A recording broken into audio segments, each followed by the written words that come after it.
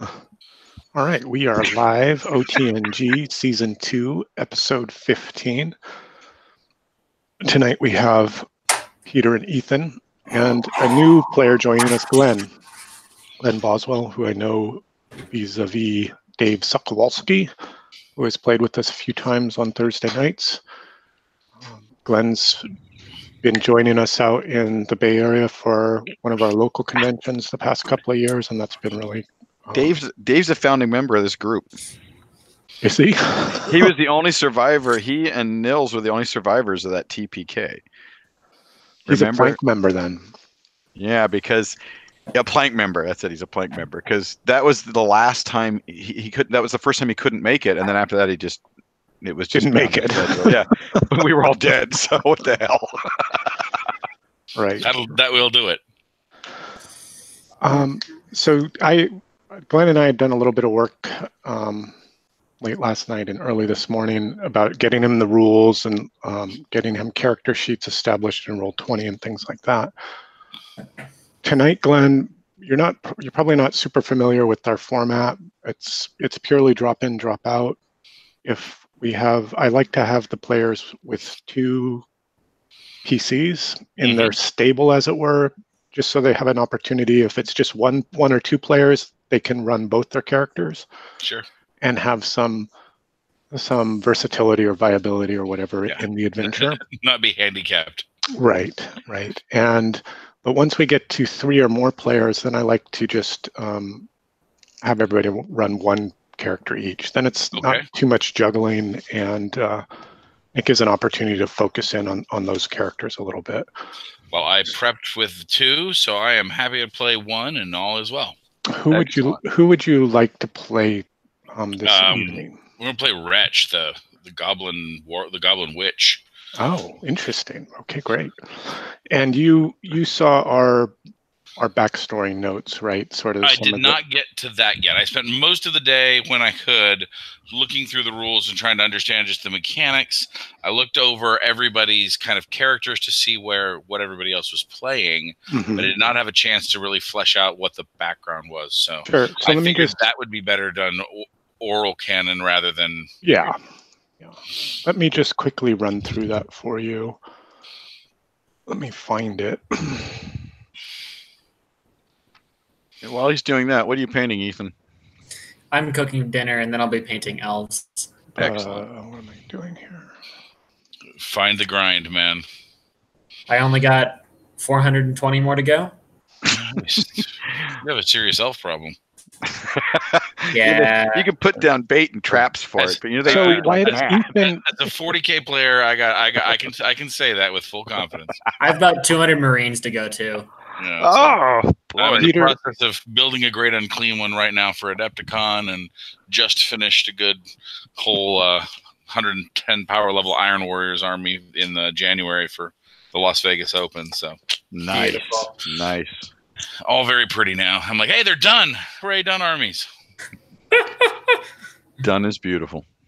Yes, perfect is the enemy of complete. Yes. Peter, do you want to introduce Ethan to Glenn? I'm digging up these notes. We have played Terraforming Mars together. Yes? Glenn? Yes. Sorry. Yes. Peter and I, have done that. And we just played at DunderCon recently, but we met was it DunderCon last year? Yeah, DunderCon last year, I think, was the first time we crossed paths. Again, we played some Terraforming Mars and just which was the very first time I ever played it, by the way. That game with you guys just got me hooked. Oh yeah. And did we role play 2 years ago? No, we didn't. We didn't have a chance. I mean, I played in Dave's. I don't know. You weren't in the session of Dave's that I played in. That was the only opportunity that I got. I GM'd a couple of games, and then I played in Dave's. So we have not had a chance to role play together yet. No, but we have board game. Glenn's got a great sense of humor, Ethan, and a quick mind, and he is a tough Terraforming Mars opponent, but definitely someone to watch and learn from. Let me tell you. But I've enjoyed all the games with you, Glenn, and I'm really glad you joined us. I really enjoy your sense of humor. Appreciate it. And I said, I mean, when Aaron asked and introduced, I was like, I really, Aaron, as he said, was the connection from Sokolowski, but I've really enjoyed role playing with Aaron, and he and I share a lot of the same kind of just general kind of true love for the craft of the game, if you will. Yeah, the old school, the love of the world building and story sharing. Yeah, and the techniques and stuff. I mean, I used to teach improvisational acting at the Scarborough Renaissance Festival. I still work out there. I'm a sommelier, and I teach the wine tasting. So performance and stuff kind of comes natural, but it's also just how that stuff applies to the gaming table. And I've been in love with role playing since I was 8, 9 years old. So I'm really glad that this has become I'm glad that I'm back in. I mean, without punning the OSR, back in a Renaissance time of being able to play like multiple times a week if I want to, and having plenty of friends to be able to do so that are of like mind. So I appreciate the opportunity, guys. Yeah, it's a golden age for sure. Ethan is the son of one of the other core members of our great gaming group here in the South Bay area, Brian Miller. Ethan Miller is away at college in Arizona studying aeronautical engineering. Awesome. And will soon be making the bomb. So I can neither confirm or deny its existence. That's right. So he's actually closer to you than we are. Yeah, right. Because I'm out near the Dallas, Texas area, by the way. Oh, okay. I was just out there a couple months ago. Texas. And I feel for you. I really do, man.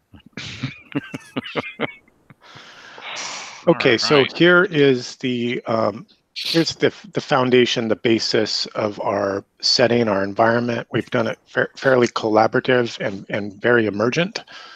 So some of the key ideas, key pillars for the world that we're playing in is based on a fall of empire with active religious strife. There was an ancestor, Ridian, who first opened the gates, while visions bind us together.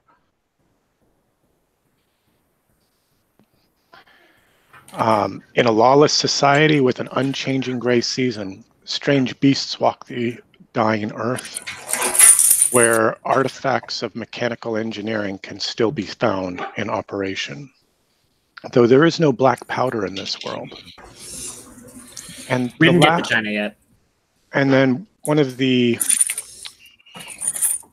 emergent details that came out of play was that based on this concept of active religious strife, there are old gods and there are new, and some of the players follow the old and some follow the new.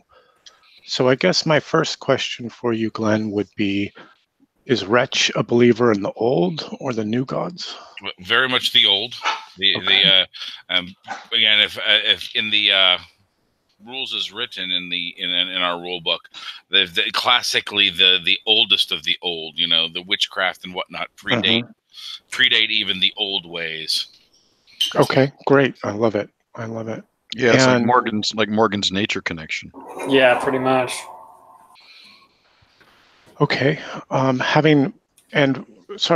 don't know a lot about the canon goblin racial concept, but if I were to kind of spin that up with you right now, I would see them as sort of a fringe society. Very much. Living apart from men, perhaps trading with them from time to time for goods or materials that they might not be able to obtain, or providing exotic treasures that men might value or prize. Nice. Yeah, the said as far as canon, they were kicked out of Faerie, and then have kind of absorbed the bottom half of that humans and such aren't willing to do. Right. The scut work. Right. In appearance, they have much more of that Froudian look to them. In other words, no two goblins look alike. Rather nice than the use of Brian Froud as an adjective, by the way. Yeah, there you go. I think I had to do that very recently when we were describing in our Monday game, actually. So but they were throwing goblins at us with ogre catapults. It was fantastic. But anyway, so yeah, they've got that kind of bizarre feeling and that under society very much. So I like that fringe. This fringe is the perfect word. Okay, cool. We can definitely work with that. And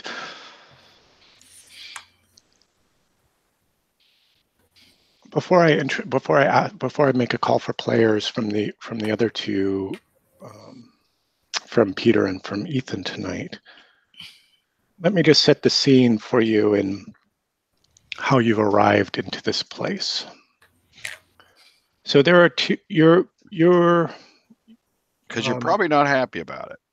Your existence, your livelihood, your place in the world is on the fringe of that human culture, maybe in the swamps, maybe in the deep forest, maybe somewhere else. And visions have been, you've been plagued by visions of human heroes accompanied by a clockwork giant who have arrived at the city of Crossings and recently had a foray to the village of Crucible, where they discovered an ancient elven tower that was lit or brought into our realm only under the light of the full moon. And there was a recovery of some artifacts from that elven tower, and you were drawn to them, drawn to these heroes like a moth to the flame. and you in those visions, in that waking dreamlike state that you are experiencing, you found yourself on an intercepting trajectory at a mine just outside the city of Crossings, some 3 or 4 days away, and you endeavored to meet them at this mine. But first, I will ask you this question now. What waylaid you when you arrived at the mine? Unyielding humans. Unyielding humans, that's right. You arrived at the mine ready to meet these heroes and approached the palisade where the miners had formed to protect themselves from the wilds here at the mine.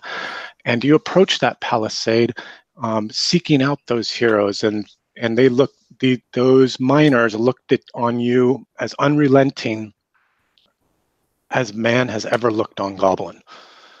And but what was it that allowed you to soften their hearts and allow them to accept you into their camp, into their palisade, into their community as you waited for these heroes to arrive? Well, Wretch said he's in his original role as a priest, put him in such touch with sort of the dark side of things, and he's a student of curse magic. So with the threat of a pain spell and an evil hex, he convinced them that he was the goblin they did not want to trifle with. Okay, great. Sounds like somebody who knows Opie. So the miners begrudgingly accepted you into their camp across the walls of the palisade, and looked for practical use for you. You know, you can't just have a goblin hanging around and not put him to any good use. True. And there was a lot of commotion in the mine about a new discovery, a new vein that had been struck, and the yield that was being produced therein. And the miners well, let me ask you this: why would you want to look upon this discovery with your own eyes, Wretch? Well, has the dream state given me indication that this is the path, that this is where I should be finding? Yes, you have seen the heroes en route to the mine at the head of a great wagon train. Well, then, by natural conviction, if they're not here, they must be below. And besides, a goblin attracts less attention when he's doing something menial. So Wretch would be happy to blend in underneath. Okay. Okay. So it's on your first sortie into the mines, and let's see. We should all be on roll 20, and you should probably all be able to see the side view of the mines. Is that right? Yep. And you can see you can see the main primary shaft here. You can see a few elevator shafts here and here and here.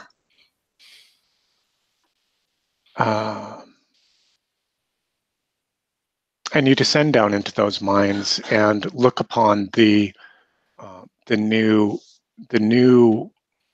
vein that has been struck here.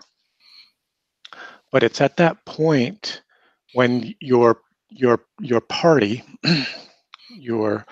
the miners who are kind of escorting you down into this place, are set upon by unearthly creatures, by the dead that walk, and in the commotion and in the chaos, you manage to kind of extract and extrapolate yourself from that combat. Running is good, and only to see them drug down and drug deeper into the mine.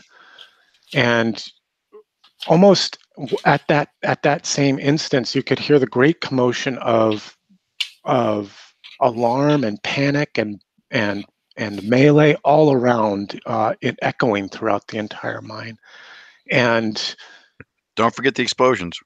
And then explosions, right? And just chaos and debauchery.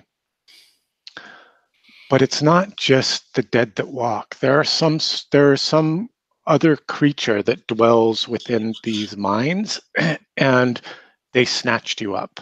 They embedded you and entombed you within a webbing and in a secretion, and plastered your body against the wall. And this is where we will begin our tale tonight. 30 minutes in, and I'm already been secreted on. Oh, I know. Yeah, that's awful. We know exactly where you are. Though. That is grim and dark right there.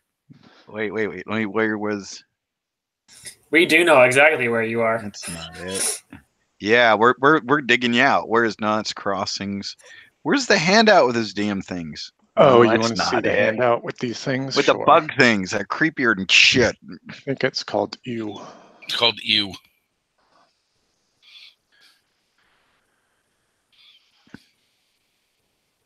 Yep. Yeah, and they just carried off 2 more guys. We're not happy about it. But while we're here, because who was it that almost went over the edge? Oh, that was Ethan. Me. So, Peter and Ethan, what 2 heroes are with you tonight? Yakufa. Well, I think if I've got 2, it's going to be Ichabod and Ophbe. Pardon me. Oh, I mean, Ichabod. what hero is with you tonight? I meant for the 2 of you, which hero will you bring? Okay, so Ukufa's throwing magic. Well, Ophbe doesn't have magic to throw. He's just deadly when he gets behind you. So we're going to go with Ichabod again because he was here last time. Okay. And do you want to make a quick introduction for both Ichabod and Ukufa, or would you guys like to let that just emerge through play tonight? I think a quick description, and to save a lot of time with, and especially the visions. I think it's clear we've been expecting to see a non-human for some reason because we've had visions of him. Mm-hmm. There's been this small short creature. That's it.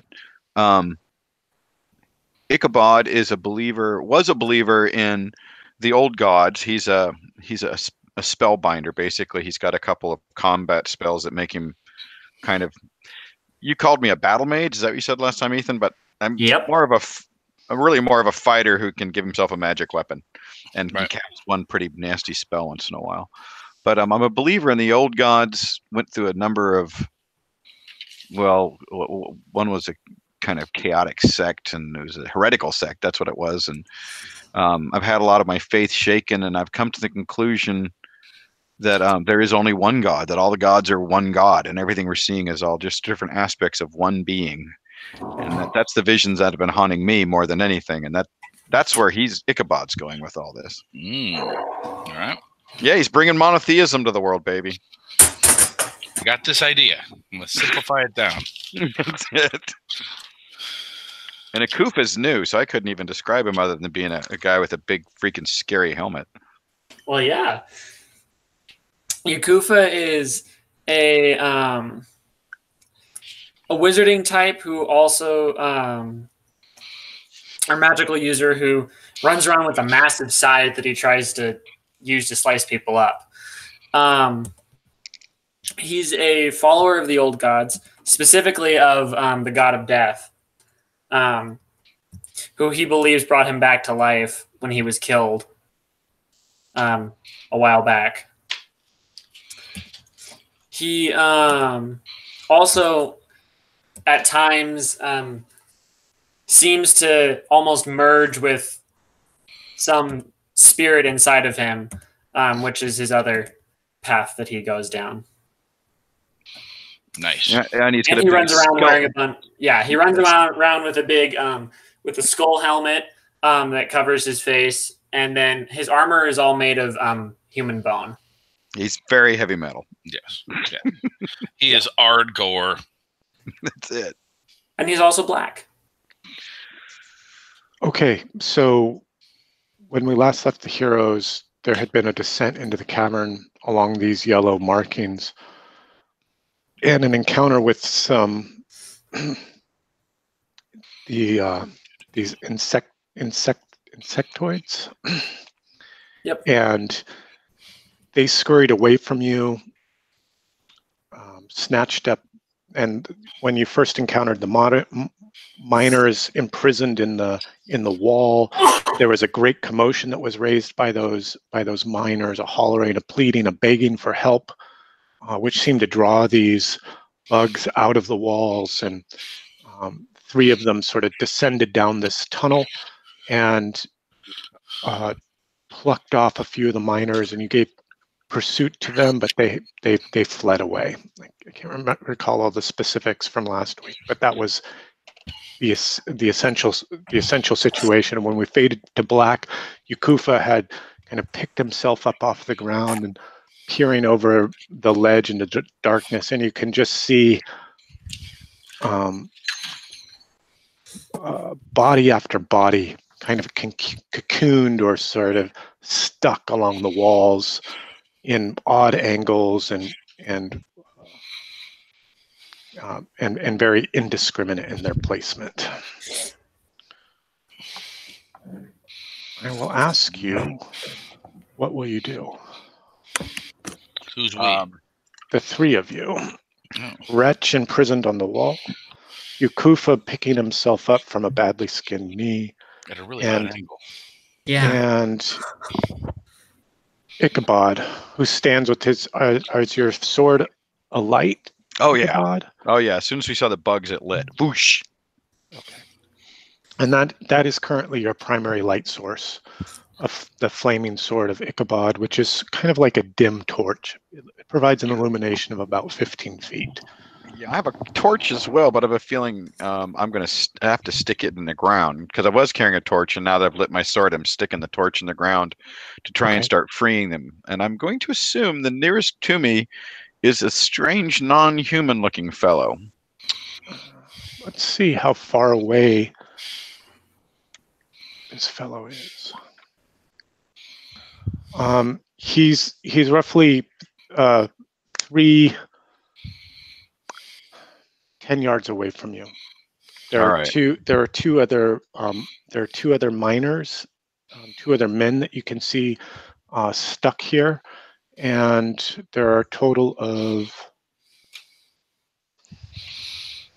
damn cat.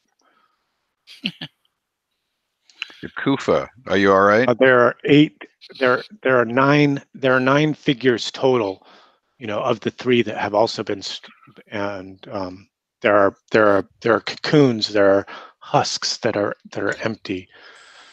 3 other husks that are empty from those that were drawn from the. Yakufa, can you cover me while I start cutting this webbing? Yeah, I can. As I'm slowly picking myself up, rubbing off the scraped knees. I've got my large scythe out, and I'm just watching around, making Are you sure going to that guard the back up the tunnel to your east? Yep. Okay. Okay. And looking, checking, make sure they don't come back over the edge, because that's where they disappeared too. They did. They sort of scuttled over the edge there and into the darkness beyond the light of your flaming sword. Which is why Yeah, I kind of just put my you, back to the side of the cavern and just like flip my head back and forth. Are you taking the torch with you, Kufa? I'm pulling out my own torch and planting it in the ground in front of me. Ah, okay. Okay, I'm gonna. Is this stuff flammable, or can I cut it with my dagger without my dagger getting stuck? You could try to hack away at it with your dagger. Sure. I'm gonna use the dagger and getting the heating sword close to it to try and cut burn, but not slicing into it with my burning sword. You know what I mean? Yeah. It sort of kind of melts away from the fire of the sword, the flaming sword. The holy fire of the single god. Yeah. Mm-hmm. Yeah, so that seems to be even more effective, and you quickly free two of the men that were closest to you, and they're like, "Oh my God," and they're like hyperventilating and kind of in a panic. Right. We'll get you out. Keep an eye on the passage until we get everybody free. Stay calm. Let's see, go make a will challenge with the Bane. I don't like that. Can I have some boons to balance it out? Glenn, did you pick up on how the boons and banes work? Yeah, basically extra d6s, take the highest of whichever you roll, or that's it. Is it highest for both boons and banes? Yeah, highest. And then those are applied to the d20, right? Right. As plus or minus. Is there a fancy way of doing that within? There is. So, for example, Ichabod was just making a will challenge. So you just click on the will stat or the will text, and it'll throw a dialogue that asks for how many boons or banes. Okay, cool. And it's +1 or -1 for a boon or bane. I'm burning a fortune to make that. To succeed. Yeah. Okay, go ahead. That's fine. I just thought I was going to glare him into submission, but if you want to burn the fortune point. Did your starting characters have any fortune points, Glenn? I don't remember what the. I didn't catch that anywhere. No, it's not. I'll give you a D3 fortune points. You get 3 fortune points for Wretch. So fortune is sort of like the Benny, the award for good play, the kind of the D&D advantage, right? Inspiration type thing. Yeah, exactly. Inspiration, sure. But it can be used in different ways. So you can burn these to auto-succeed on any roll. Mm-hmm. You can also burn them to make any D6 a 6, to convert it to a value of 6. And you can also use it, any player can burn a fortune point to provide a friend, an ally, with +2 boons. So there are a couple of different ways that you can use them. The most powerful way is maybe auto-succeed, and then maybe the second most powerful is supporting a friend with 2 boons, and the third would be converting a D6 to a value of 6. Yeah, we've done both what I just did and helping a friend to great effect. Mm-hmm. So these guys kind of calm down. They're not ready to. They were ready to run, but they sort of just slump down. Breathing the cool air of freedom. Oh, excuse me for interrupting, Aaron. Quick question: do we need to tell Wretch? Does he know about the undead, or is that something that happened since he was captured? He does know. He does know about the dead that walk and the bugs in the walls. Well, the bugs grabbed him. Yes. Right. They pooped on him. I couldn't remember if I couldn't remember if we'd mentioned the undead, because I don't know if they're opposed to the bugs or not, but we think everybody's opposed to us. Mm-hmm. Yeah. So I'm working my way towards this strange face that I've seen, and I saw him in the vision when we were standing in the walls, which everybody else in the walls I recognized, but not his face. So you're going to have to climb out there somehow. He's about 10 yards from the lip of that vertical precipice on which your token stands. Like up there. Yeah, like where Ethan just pinged them at. I know you have one rope that had been left behind here. So show us how you're going to get out there. Climb out to this fellow that you can see with the vague recollection. Quick question: did we leave the escalator, the elevator? We took down to here? No. The elevator is here. That's where we left it. Yeah, and you had driven back the undead that had dug through this wall, through this chamber, right? And you had sealed it with some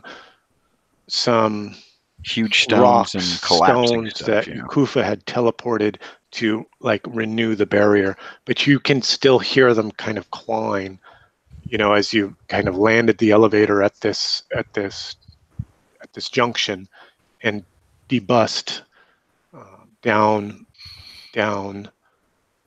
this direction. Right, because we had originally come all the way to the bottom because we saw the guys here from the bottom, and that's when we took it back up because we wanted to come from the other side because we were certain that it connected. Exactly. So my question is, we left the elevator right there, didn't we? In the upper area. You did, and unfortunately, 808 is not present, nor is his magical device. Damn. So we can't operate it unless we leave someone on the surface. Here are the two operating controls. We're gonna have a long climb, guys. There are cabling. There is cabling that could potentially be climbed, but it would be challenging. Yeah, we'll see what we can do with these miners. I have a feeling we're going to have to fight our way through the undead. Because there's no way we're going through a nest of bugs. Okay. Shit. I wonder if we can dig this out.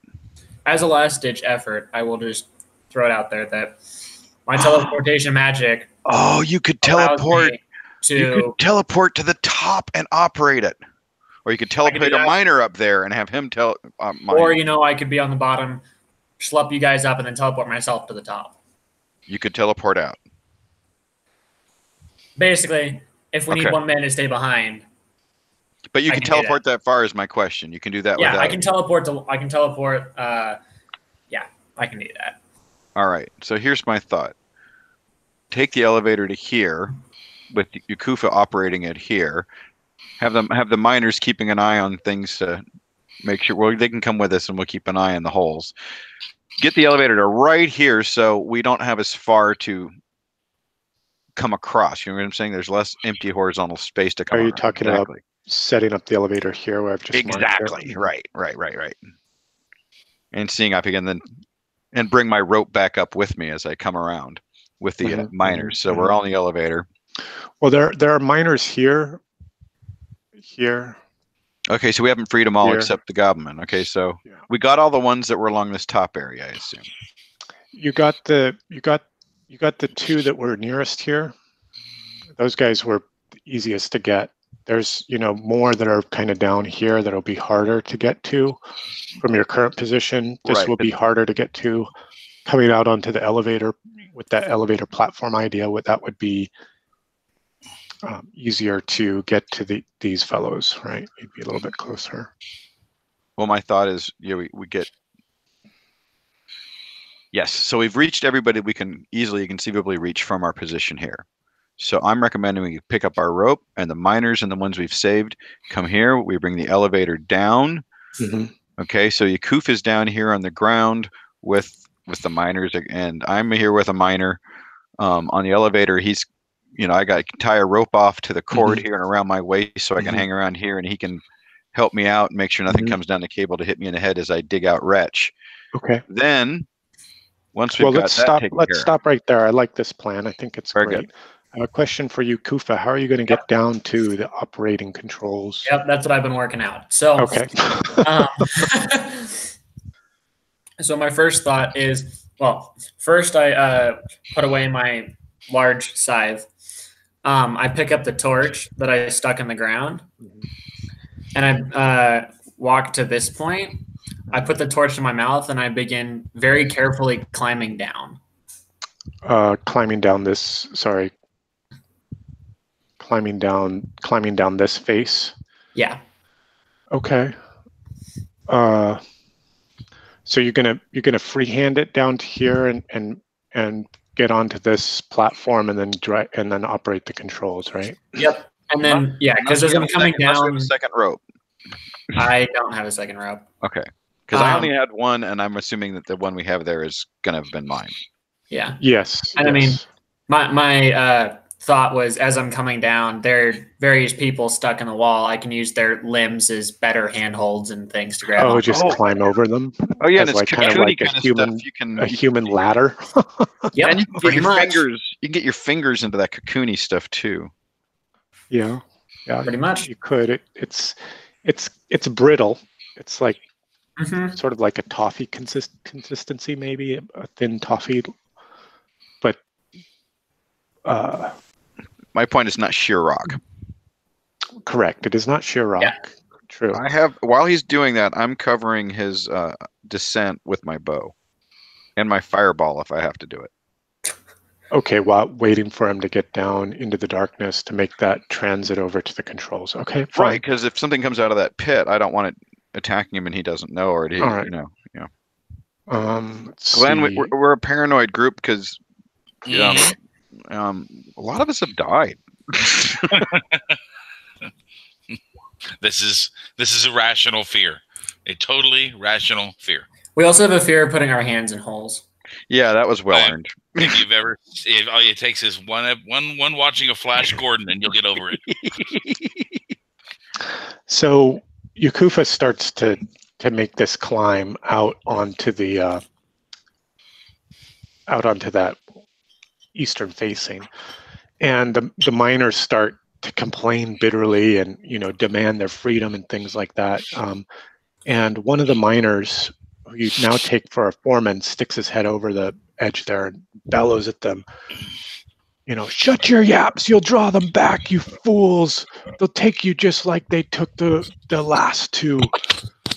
And it's like a sudden silence just falls over the group, and there are a few like as Yakufa's climbing down them.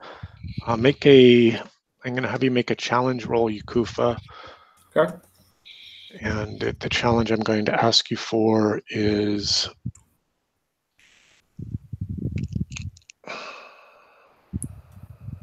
agility with a bane.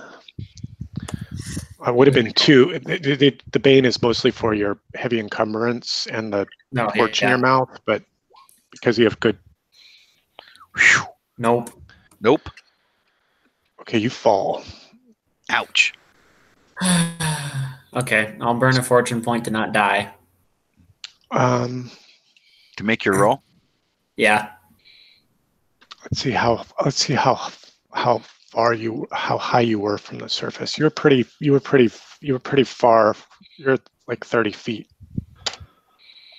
That's why I'll burn a fortune point to. You're gonna burn the fortune point to succeed, or do you want to do something else?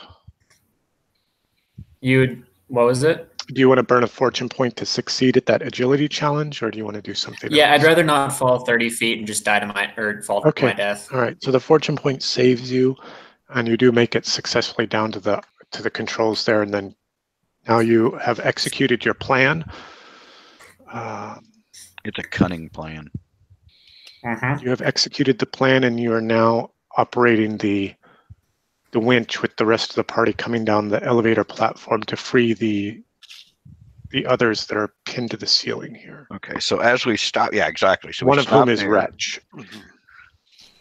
So I'll use the 2 miners to help me, balance and so on, and hand me things so I can get these guys cut loose and try to be under them to try and pull them in so they don't just drop. Okay. Why don't you give me a strength challenge? Flat, because you have the other miners helping you, and this is actually to get Wretch free. as the Reg sees all this bustling activity going through, and he's stuck at this funky angle where he's kind of, his head's at 4 o'clock and his feet are at 10. Okay. Looks and Reg appreciates help now. Reg likes help from humans. Okay, this is a strength roll. A straight roll with a +3. Yes. Yeah. So There it is.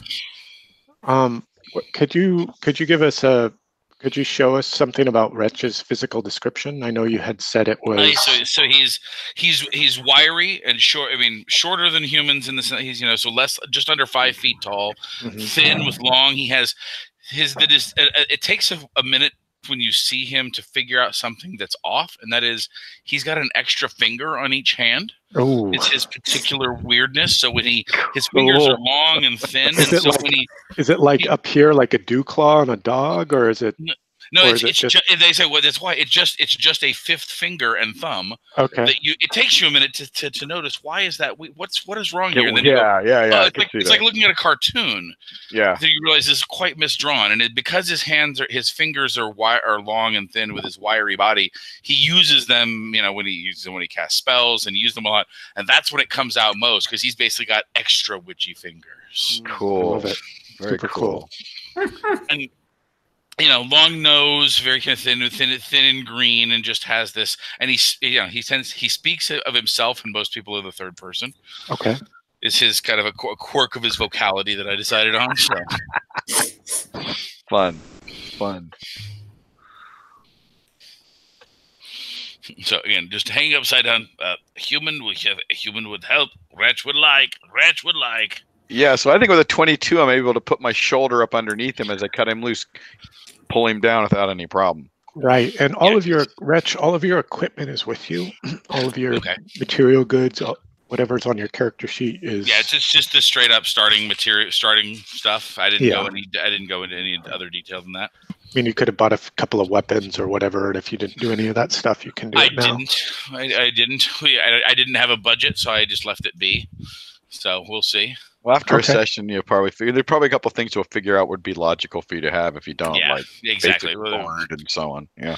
And if you want to, we'll just roll that in, right? If we come into a combat, what kind of weapon would you fight with? He's got a staff which I think is perfect. It's a nice crookedly old staff. That's kind of that's his witchy staff to begin with. It's like a tall, skinny Yoda. Yeah, he's got a chicken's foot hanging off of the thing, and cool. I like it. All right. There are 2 other miners up there in this area, along with Wretch. It will be strength checks, even strength checks, for you to free them and not kill them. Well, and not be challenged. So, are you just and what I've heard, Peter, is that you're using the rope to kind of secure yourself as you sort of get yourself out there to sort of carve these guys free with the flaming sword, right?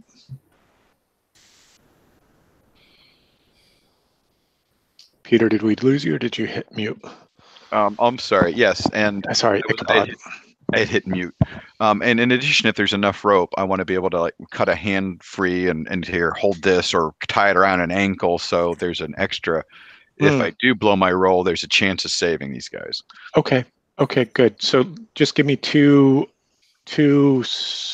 give me 1 even strength check. I like the plan about tying them off, so that's fine. You're able to get the last 2 fellows off, and the four remaining are here on this little pocket cove on the eastern wall. Then I think I should tie the rope around my waist. Akufa, can you act as backup here on the edge, and the miners that we're saving can keep an eye on all the passages as I try to climb over here and use my sword to cut these guys out. Yeah, you're gonna climb the elevator all the way down. All right, and this thing's noisy and it makes a racket. Yeah. And beneath down this passageway, this one that I'm going to illuminate a little bit more for you. By the way, if there's sticks or there's anything we can hand these miners, defend themselves if they have to. We're picking stuff up as we go, I assume. Yeah, the Like an last axe handle or whatever. Yeah, wherever there was carnage and wherever the map is marked with red, there's that type of material available, like cast-off weapons and things like that. But so they had an opportunity to grab a few as we came down because we went right through a bloody area. Yes, that's true. Those two fellows did, so they could have grabbed a few things. Yeah. And whoever doesn't have that's going to have rocks because these guys are not going back in the webs. Okay. All right. So let's see. How many have we freed so far? 4, right? 4 and Wretch. Yes. Okay. And how are you, my strange friend? Wretch is unhurt but frightened. He finally sits up, says he bows kind of kindly, and Wretch, in your debt. Thank you for saving. You're short. And he looks kind of quizzical. And you are tall for funny man with skull face. Well, can Wretch help guard me from insects as I cut these guys loose? He says you see him, he's picking stuff off of this staff, and you realize that it's kind of stuck on various pieces of things that are stuck to the staff. Right. As he clears off, I will show insect creatures. They will know pain. Excellent. So now you know my plan, Aaron. Okay. So you're going to transverse this tunnel onto the far side here, and climb your way up using the rope to kind of tie yourself off and tie to fellows and free them with the fire sword. Okay. Exactly. Yeah, that's a great plan. From down here, you can hear that digging sound. The zombies. Where that other yellow skull is, Glenn, there was a huge group of zombies, and they're digging. And the lower one? Yeah, both skulls represent where there were zombies, and the higher one, they're actually on the other side. We went past them in the elevator and decided not to stop and chat. But we do know we need to get back down here to 5 if we want much of this new ore. But there's a lot of it missing. So it's got to be here somewhere. Yeah. I have a guess that it's down here. That deep dark hole. I think that's where we have to go. All right. So do I need to make another strength roll? Excuse me for yeah, just flat to see if any of these guys suffer a mishap. Hold on, lads. Or if you suffer a hit mishap. Well, on the bright side, if one of these guys dies, I can raise him back from the dead. Oh. So there is a mishap here. Let's see which of you it affects. Ichabod, you're 5. The rest are 1 to 4.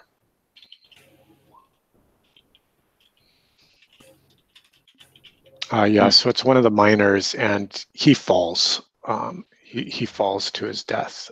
That was the first one that you tried to free. So another flat strength check to try and free the others.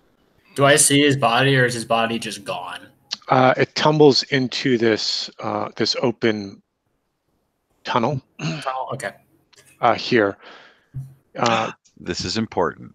You can sort of see it maybe at the edge of the lamplight, smashed and dashed, bloodied and broken. You're thinking what I'm thinking, aren't you, Ethan? Yeah, I am. If you have to, you animate that guy and you just go up the elevator with us.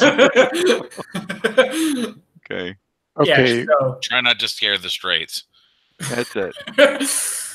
Yeah, I'm a necromancer as well, by the way. Yeah, another mishap. Let's see. Now we're down to a D4. You're 4. There's only 2 Peter. left after this. There were 4 miners total. Oh, that's all right. And you're one of these fellows. So another one falls. This one, when you try to cut him free, you actually I cut him. You cut him. Yeah. Does he at least not fall? Let's see what happens with these guys' morale.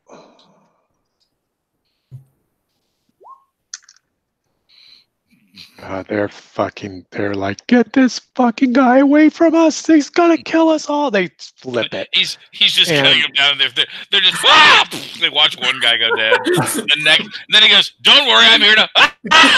Okay, what the hell? And the foreman's down there on the, he's standing on the edge watching this happen. He's like, "What the fuck are you doing, God?" And it just this, and his the other 3 miners that have been freed with the foreman, it just comes up into this huge cacophony of sound. Well, I'm gonna keep moving to help these guys out, whether they hate me or not. I'm gonna get them out of here. Okay, so you're continuing. So we're moving into getting ready for something to come out of this hole. Because let's be honest, these guys aren't being smart. We're moving into a combat round. I knew it. That's why I'm gonna. You guys, if you need help, I'll help. But otherwise, I'm gonna try and get these last guys out. So so we heard the screaming of the fallen guys, and everybody starts making a motion. And then what happened? And then you start to hear a skittering and a scampering. Yes, we hear the clittering sound, the chittering sound of many hateful feet. Right. Yes. And the way the way melee works in this set, Glenn, is there is a initiative tracker here. Saw it. And the fast turn, slow turn thing, yeah. Yeah, fast, slow turns. You may need to issue me a appropriately small. I'll give you a token. I'll make you one at some point, but today we'll use. So you won't get to see the beautiful wretch. We'll use this. We'll use this leaf for you from Morgan. I believe we call it an oxymoron in some places. Mm-hmm. Where is it, Morgan? There you are. Sorry. I'm sorry. I tried to help. What are you going to do? It's okay. Yakufa naturally scares people, too. It's okay. Well, Kufa's like, hey, I can bring this guy up in the tunnel and slow down the bugs. Let me just reference. I would, but unfortunately I have to touch the corpse. Oh, crap. Yeah, we have to lower me down. No, it's not happening. Hey, I mean, if one of these guys dies while we're fighting these guys... Well, that's different. Why don't you guys explain to Glenn how the combat works? I'm going to grab a drink and then look at some notes, and then we'll be ready to roll. And I think what I've decided is that you guys will choose your actions first, fast or slow, and then I'll do mine, fast or slow. That'll serve as sort of an equalizer to the advantage of going first in each phase, right? Mm-hmm. So whether you choose fast or slow, the players always go first in that round. Okay. So, yeah. Yep. Basically, if you choose fast, fast is basically is you can do the action first, but you don't get to move, right? Pretty much, yeah. Yeah, or you can just move. Yeah, you can basically do one thing and you do it quickly. But you act first. Right. Right. The only thing slow, you go move plus attack or whatever. Yeah. So, but you may go second. Yeah. Correct. So on for fast, the one thing you can do is you can do a charge, which is a move and attack, but you're at a bane to do it. Got it. Yeah, I kind of just skirted that because I needed to understand what the banes and boons were, and I started getting references to some actions. I went, okay, better read, at least skim that section. But that's all right. Yeah, the simple answer is fast is 1 action, slow is 2 actions. Got it. Yeah, that's exactly like it. Yeah, that's a simple translation. Yeah. So in terms of combat abilities, shall we go over what we've generally got? Yeah, so I mean, Wretch's got some spells, several offensive spells. So he's priest and witch, both as far as offer some fun support things. I've got shared recovery for healing, guidance and prayer and divine strike all give me. I can give you boons. So. A prayer within short range, I can give you a triggered action to grant a boon. With guidance, I can, when a creature I can hear and understand you, when you would make a challenge roll, which by the way, maybe we should have used this a minute ago, I can use a triggered action to offer that creature guidance, which is 2 boons. And then when I do prayers, you get divine strike as well. So your weapons deal an extra D6. So those are talents. And then the spell world, I can turn people into pigs. Oh, hey, there we go. My big gun is my curse attack at 3. I can cast it once. I can turn 3 living creatures into swine. Oh, nice. We. I've got a hex spell, which basically is a curse, a pain spell, which gives him frightened effects. I've got a question spell to make people tell the truth. My most flashy thing is my witch fire, though. I can turn invisible and turn into a fiery ball of flame that I can then attack. I can be an attack. I can run. I can zoom around. It can zoom around at like 10 things, and then at the end of it, I teleport to wherever the ball ends up. So it's like I turn into this green ball of flame, and I invisibly I guide the ball around and attack things. So I'm liking this thing. That's fun. Yeah, the character creation process was a bit of a joy. So yeah, I like and as a game, when you finish each adventure or module, as you will, you go up a level, and so you're very different from chapter to chapter. It's not just like, oh, I got a few more hit points. I mean, you got a different skill and you got a different something else. So now you have a spell that you didn't even have before. Well, and the way that it weaves into your race, your original class, and your expert class, and then your master, and so the way that those things kind of intertwine is I think produces some really neat results. I agree. I agree. Yeah. So Yakufa is basically Yakufa runs around with his big scythe, but he uses battle magic and necromancy to augment his abilities, basically. Right. And then before he goes into combat, he invokes his divine ecstasy and gets a bunch of boons and things and becomes really scary looking. Okay. Okay, so we realized while you were gone that we missed an opportunity for him to have given me a few boons to help. Oh, it's gonna help. I've got my witch's guidance, so I can give when a creature that can hear and understand me would make a challenge roll, you can use a triggered action to offer that creature guidance. Then they make the roll with 2 boons. Wow, that's huge. So you're like painting. Wretch thinks pool other side. So yeah, we're hoping to survive this encounter so he can use that to help me get the other miners out without killing them. Right. Okay, you could certainly do that in the combat too. Okay. So let's see here.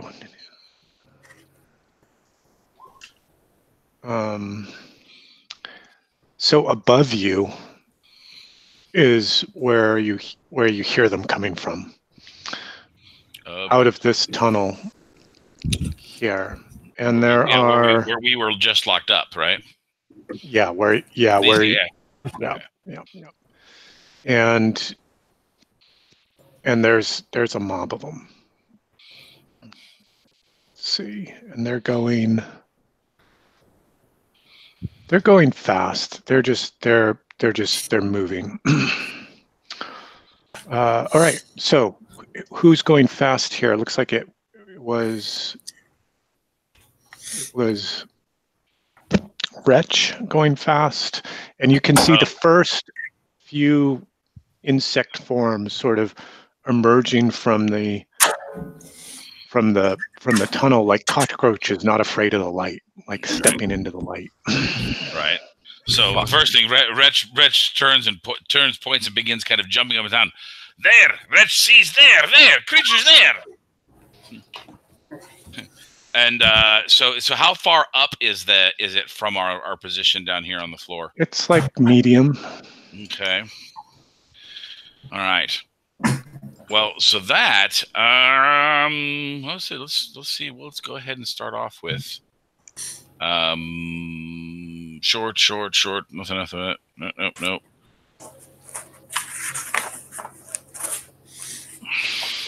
And by seriously, no sarcasm. Take your time, man, because you're new to the game, so don't worry about it. Oh, sure. Yeah. But it's good. This is a good part where I like good fast combats. Make big choices. Fail hard. Fail fast. I mean, Fail right often. now, this is the thing is they're not close enough for me to do much right now. That's So fine. I might as well wait to see basically to look at the others and say where should we fight? Where should we fight? Does a Kufa have any range? Not really. I mean, he has. I mean, he can throw himself into the middle of people from a decently far away, but that usually ends badly. Well, my thought is I have to rappel down off this thing because I can't free miners and fight up here by myself. Yeah, I mean, I have a ranged spell that can hit them from medium range, but it's not a very powerful spell. Most of my stuff is I got to get in close. Okay, Wretch, what are you taking in action this round? So I don't think I have to wait. I wanted to see whatever. This is a kind of I need to know what a wait and see action kind of looks like. A wait and see would usually be slow, Yeah, but so heroes always go first in each of the phases, whether it's fast or slow than the monsters do. Right. Well, then based on where Wretch basically gets back into the position where the creatures, because there's so many, because so they cannot get behind us. He's going to get to this machinery here and start watching the walls to see who comes next. His waving his hands and his staff about. Come at me. Okay. Come cool. at Wretch. Cool. All right. So the bugs just kind of pour out of the tunnel. And they just are swarming down these walls. A few of them come within melee range of Ichabod. Three of them can get into range because you were trying to help those miners. Yeah. 3 of them are within easy melee range of you. The others are trying to drag off the other living miners. That's what they're busy with. They're the last 2, I guess it is. And that's what the ones that have swarmed down around you. Well, you've just killed one, Peter. So you're sort of at Ichabod. You're at kind of a corpse there. All right. That was fast. Slows, heroes. Let's start with Ichabod. You're in the most precarious position right now. What will you do? I think I have to hope my spell does enough damage in this cone of fire. Oh, okay. Okay, you're gonna Get the mini. Gonna cook that off. All right, great. Yeah, the description, it's fire blast. It's a cone. You want to click it and throw it to the text so we can all check it out. Yeah. But I want to double check before because I remember Brian's game where half the team got roasted by their wizard. There's nobody before you. Okay. I want to just except for 2 miners. Miner 3. Right. Yeah, that's what I want to know is if I can point it more at bugs than miners, I want to get to those miners before the bugs do. And if I could just blast bugs, you could try to keep the miners out of the blast, and that is my goal. Go for bugs, but you'd be less effective. There's 10 of them. There's 9 of them. 9 bugs. 9 bugs about you. 9 bugs on this wall. You could go for a D10 of them with the miners being at risk, or you could go for a D6 of them and not risk the miners. I say put the miners at risk. Oh fuck! So you said I can get all of them. I can get all of them, and possibly the miners, or a D6. Well, it would be because it's theater of the mind right now. We don't know how many are kind of within your arc. So I'd let you roll a D10 to see how many you could get, but risk the miners. Or you could say, no, I want to protect the miners and only roll a D6 to see how many you could get. I want to protect the miners. There's at least 10 of them to hit. Okay. We know there's at least 10 of them. Okay. That means the most I can hit is 6. But with a D10, I can still roll badly. right? Right, and with the D6, you could always use a fortune point and make it a 6. That's what I'm thinking. Yeah, let's do that because I was checking my skills, and it's Opie who has the ability to adjust. Oh, dice up and down. Yeah, and to add boons and stuff to different rolls, but that's Opie. All right, so. Oh, with his trickery, right? Yeah, that would be cool. Right. Oh, I do roll, don't I? Mm-hmm. Let's see how many bugs you can get in a D6. Actually, I'm rolling the D20 so you can see the description in the chat. Oh, right. Let's see what that's all about. Fire blast. I rolled a 22. Boom. Hey, do you get an over 20 effect? Not on my casting, only on my combat. See, some of mine have my spells have some extra. Yeah, mine too. I'll take the 5.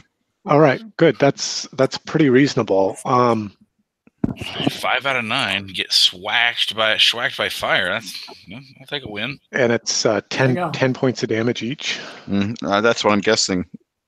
Nice. Yep. Looks like to me too. And I'm hoping it's a morale check for the rest of them. I'm just dreaming Yeah, there's gonna be both of this because it's this fiery blast. Lights up the room, the whole cave. Yeah, it's just you can see the cocoons, the corpses. This isn't a coal mine, right? Yeah. Well, it's an iron mine. Okay, good. So we're not not going to coal blow mine, up. Right? No, it's a we're not methane going to mine. complete Is the that fire a problem? triangle. It's a methane mine. We're not completing the explosive triangle. Exactly. And that was a quick game. five of these bugs are just caught in the blast in the cone of fire, and they just pop like ants under a magnifying glass. And that's going to force a morale check for next round. Pardon me. I have another action. And you do? Yeah, I did. I moved slow. You do? So I'm going to move towards the nearest miner that's alive and try to get him out. Obviously, in my next action, I can't. I assume I can't try to get a miner out, but I do want to move towards him. Okay. At least. So I can try to protect him from bugs. Unless I'm still being swarmed by enough that I have to defend myself, then I'm swinging my sword. Make an agility challenge straight. Let's see if you were able to cook off the bugs that were near the miners, or if you had to cook off the ones that were further away. Gotcha. Agility. Ooh, at least I have a +2. That's a little help. Yes. Yeah. So it was the ones that were closer to you, and with your careful preparation, you were able to send those flames above the prone miners on these walls. So yeah, you do creep up towards one of the trapped ones. Excellent. Delightful. The last one is further yet away. Nearer to the tunnel than he is nearer to the tunnel where the bugs came from than he is nearer to you. Does that make sense? Yes, it does. Right. And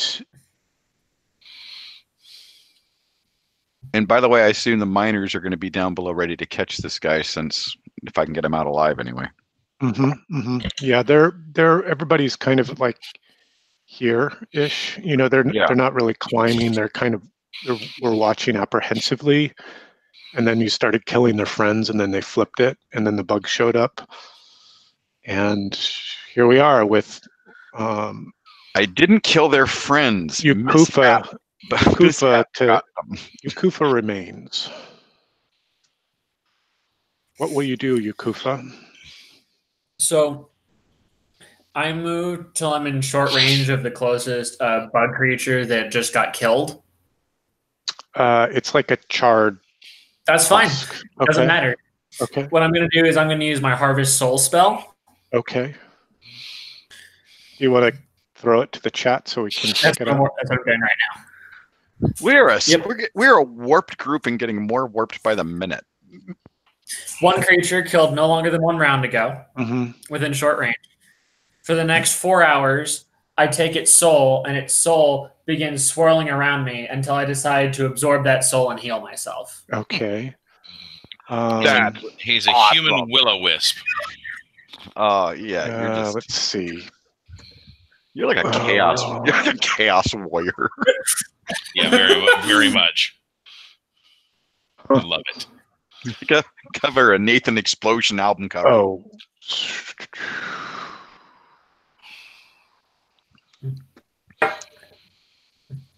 All right. Sorry, I'm just taking some notes here. I hope they're notes that say they succeed and survive, and the bugs run away in fear. I like that note. All right. I'm glad I got to use my new spell, by the way. Thank you very much. I appreciate that, Aaron. That was cool. That was super cool. The miners are like, fuck this, and they run. They run for the elevator.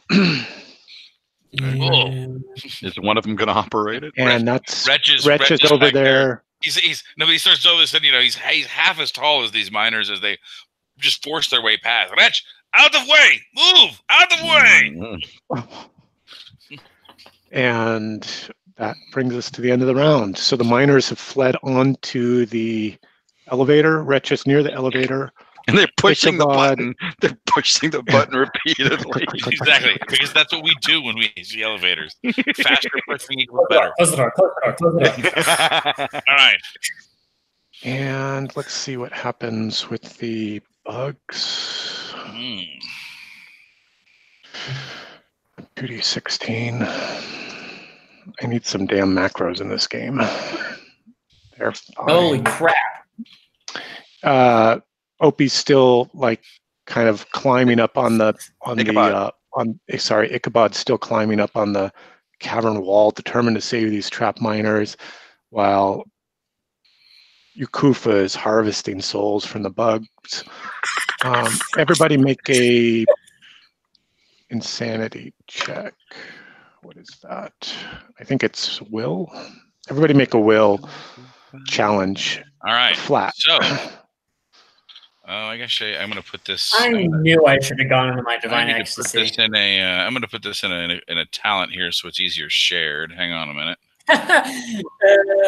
This thing has got nothing on Yukufa. I just missed. Yukufa's already too insane for whatever it is. So am I gaining an insanity point for that, Aaron? Yeah, you'll pick up an insanity point for that. I've been doing pretty good on that, so I only have 2 so far. Yeah, it's probably gonna get worse with now that you've got Yukufa. Yeah. That was just, I was having the same thought. All right. I'd rather have insanity than corruption. I don't know why. Nice. 3 boons on a challenge roll as you make to avoid gaining insanity. Great. So you'll make your will challenge with 3 boons. Yeah, so there it is. You're just like, whatever. That happens all the time.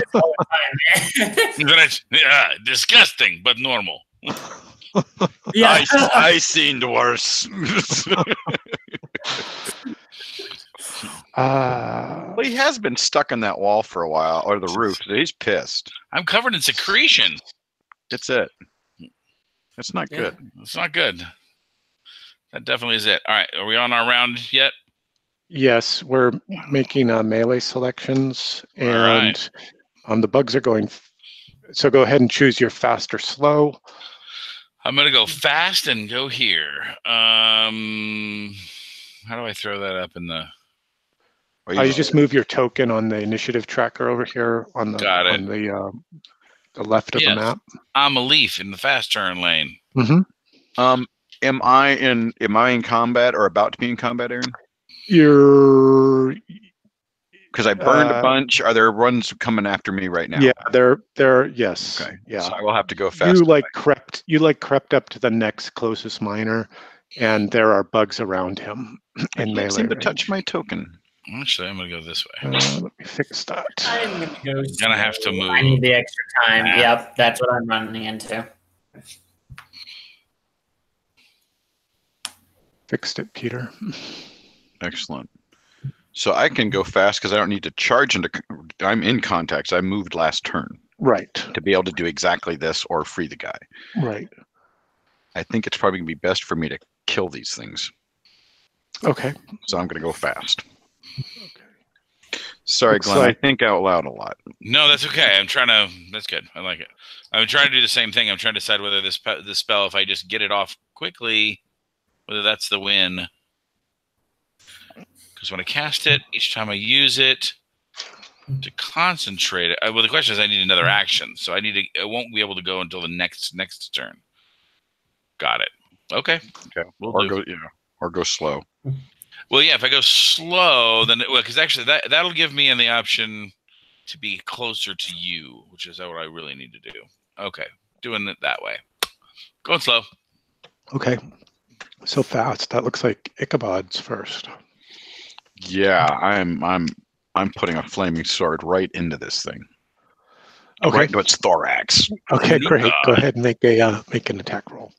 And I'm just yelling out litany from the holy books because they're hurting my people here. Those are humans are eating. That makes me mad.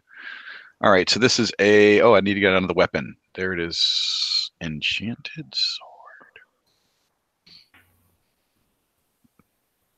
So Glenn, you might want to take a look at Ichabod's character sheet because we've done a bit of work there and kind of setting up the attacks and things like that with the 20+ effects and whatnot. Okay. And I So you think can see how that could set. work in your character sheet if for the properties. Got it. They have a defensive 17. So that's a No. miss. No. They have a defensive 12. No. 17. Wait, let me move the die. You could. Damn you, bug! You could burn a fortune point and convert that 1 to a 6 in your boon roll and hit that way. Let me check and see how many. Sorry, no, I'm looking at the wrong. I was looking at the damage box, not at the. Looks like you only threw a 7. That's why you got such a poor result. You got them hanging there, so I'm gonna have to take what they give. All right, so that's a Next miss. time. Hey, but I might scare him because it's flaming like that cone that shot out of my hand. I'm just throwing that out there.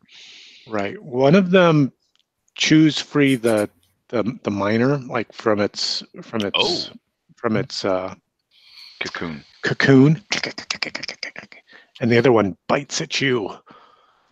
And I'd rather they bite at me with than go with the miners. It's a miss. Chomp, chomp, chomp. And the other, the furthest miner, he gets freed from the cocoon, and the other one grabs him up and starts moving up the tunnel. He's like, no, God, no, oh, God. If they just shut the fuck up when I was digging them out. Mm-hmm. You mean killing them? Don't get technical. I mean, I'm pretty sure they're convinced we're just here to feed on their souls. No. Who could blame them for that? All right. That would be the slow turns. Dead. That would be the slow turns for Kufa and Wretch. What will you do, gentlemen? All right. Well, I'm going to. So Wretch is going to climb. When he sees the flames erupt and the first insect creatures light a flame, he sees Ichabod flailing at these and obviously in trouble. So he moves moves back through the crowd, swimming up through this rush of miners to get closer to where Ichabod. No, not where Ichabod, where Kufa now is. Oh, I see. He sees him there, so he moves close to Kufa. So I'm going to try and get into short range so that on my triggered action I can help him with a boon. But my action after the move will be to cast my little. I'm going to cast. He's going to turn himself into fire. We're going to do our witch fire here, which I don't know. There's not. It's not even a. I don't think it's an attack. Well, anyway. Well, because it's all of a sudden. So you see, so Wretch then he flattens against the wall and then disappears. This green ball of fire appears 3 feet in the air. And starts and then now when I take actions, I can start throwing it around and bashing people with it. Okay. So I'm invisibly hidden against the wall, hoping nobody notices, while I guide the ball of flame to go. I love this thing. For the duration, you become invisible, and a ball of green fire appears centered on a point you can reach. Okay.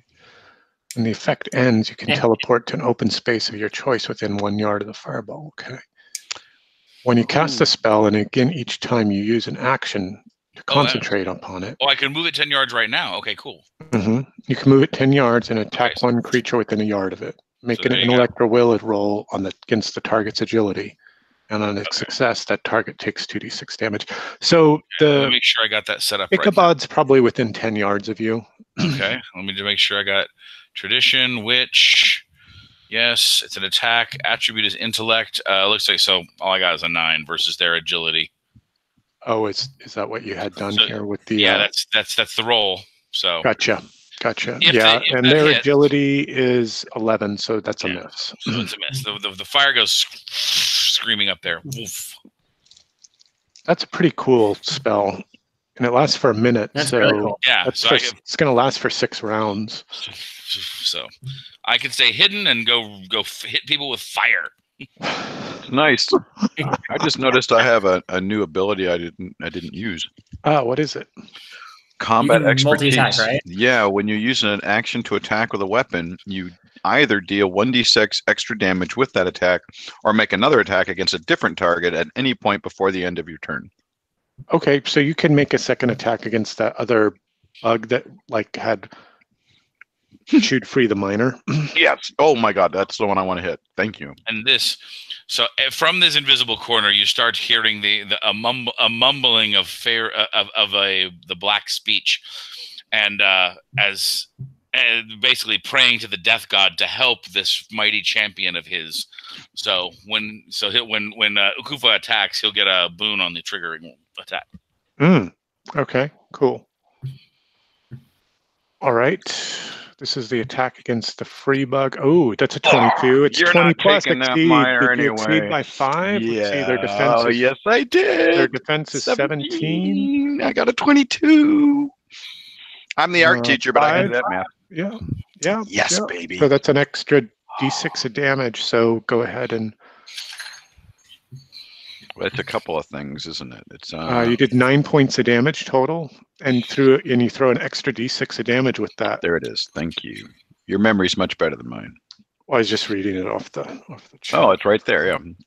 Oh. Yeah. So this character sheet, Glenn, is pretty clever. It'll let you program in the 20 plus rolls and whatnot, and that's kind of cool. Yeah. So I did a total of 10. All right. Nice round number of flaming damage. Yeah, so show us how you strike this bug down.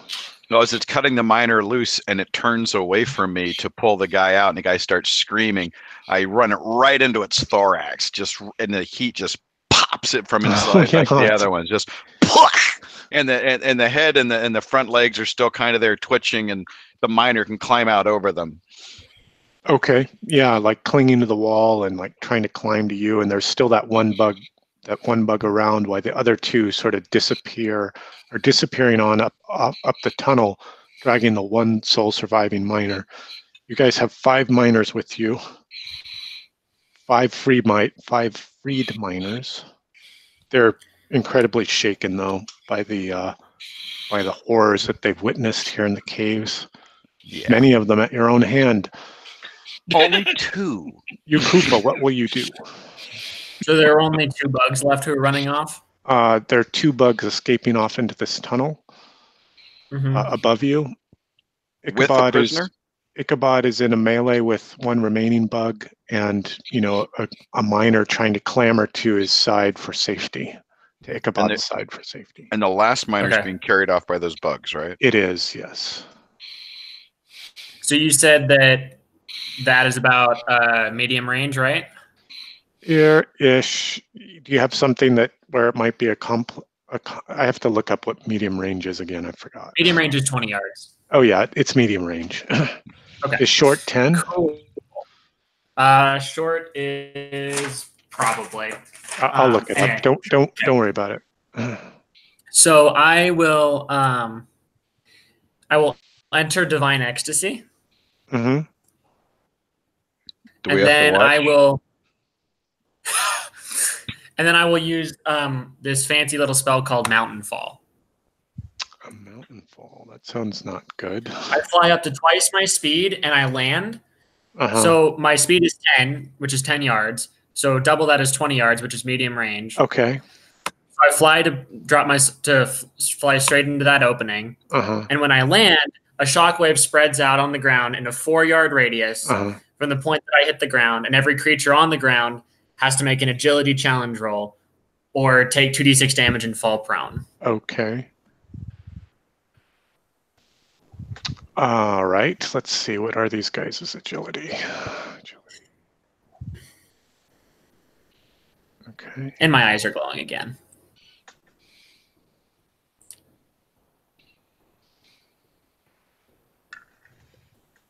The first one gets caught. The second one gets caught. So you land, you like just like the soaring leap. I almost picture like That's exactly what it is. And that whole just tunnel collapses. And you're kind of standing on this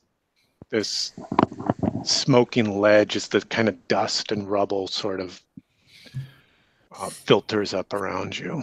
Very anime. Yeah, super anime. Yeah. All right. And I turn and look down at the creature who's fighting Yakufa, my eyes glowing, and just shake my head. Right. All filled in now. New round. Let's see. Need to make a morale check for the bug. I'm going fast now. Yeah, for real. He's not having it. Fortunately, we get to go first. Yeah. All right. The bug's going fast. What are you guys doing? Going fast. Slinging a ball of fire at him. Okay. I'm going slow. All right. Let's do slashing at him with my attack. Let's do the ball of fire first. Yep. Okay. Yeah. Mhm. Yeah, let's definitely do that first. So let's see. Just a straight up intellect with no boons. There it is. Boom. And how much damage is it? It's 2d6. Oof, So. let's see it. Oh, boo! It like just clips him, and he it sends him tumbling away from Ichabod. He's still like barely alive. All right, Yakufa, what do you got? So he's out of range for me to attack him now? He's not in melee range, yeah. Okay. But you can rescue the miner. Oh, wait. Nope. Not big on that. I will use my so spectral grasp attack on the fallen bug.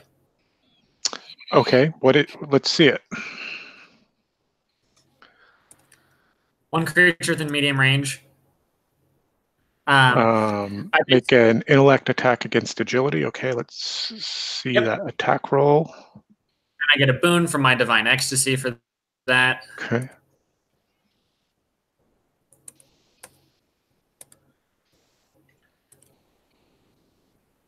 Yeah, Yeah, the shadowy hand that's streaking towards the target just smacks the stone wall beside him.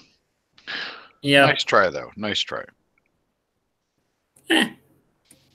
Okay, and he runs for it. Ichabod, since you're melee, you could take a whack at him. He's running down towards this tunnel. Yeah, I'm gonna try to lop off his back half as he moves past me.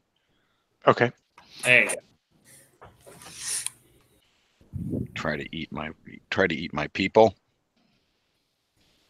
In the name of the one God, die, bastard! Oh wait. All those dice. Jesus. Whoa. Yeah, and you just separate him, right at the right at the thorax and abdomen. yeah, at the At the abdomen. thin point. Yeah. That's beautiful. All right. Now with my second action, I'm going to help. I'm going to help next trick. I'm going to help this miner out. Then I can't kill now that I don't have to roll my flaming sword to get him out because the bug already started. Yeah, the bug got him out. And and the other guy is up with the Kufa. The other guy got trapped in the. Got crushed by the shockwave that brought down the mountain. Oh, I don't know that. But I just know that I don't have to cut anybody else loose. So I'm going to use that's the last of the. So I'm tying this guy to me to get us down the rope because I figure he's probably a little weak. So we're going to work our way down carefully. Okay, cool.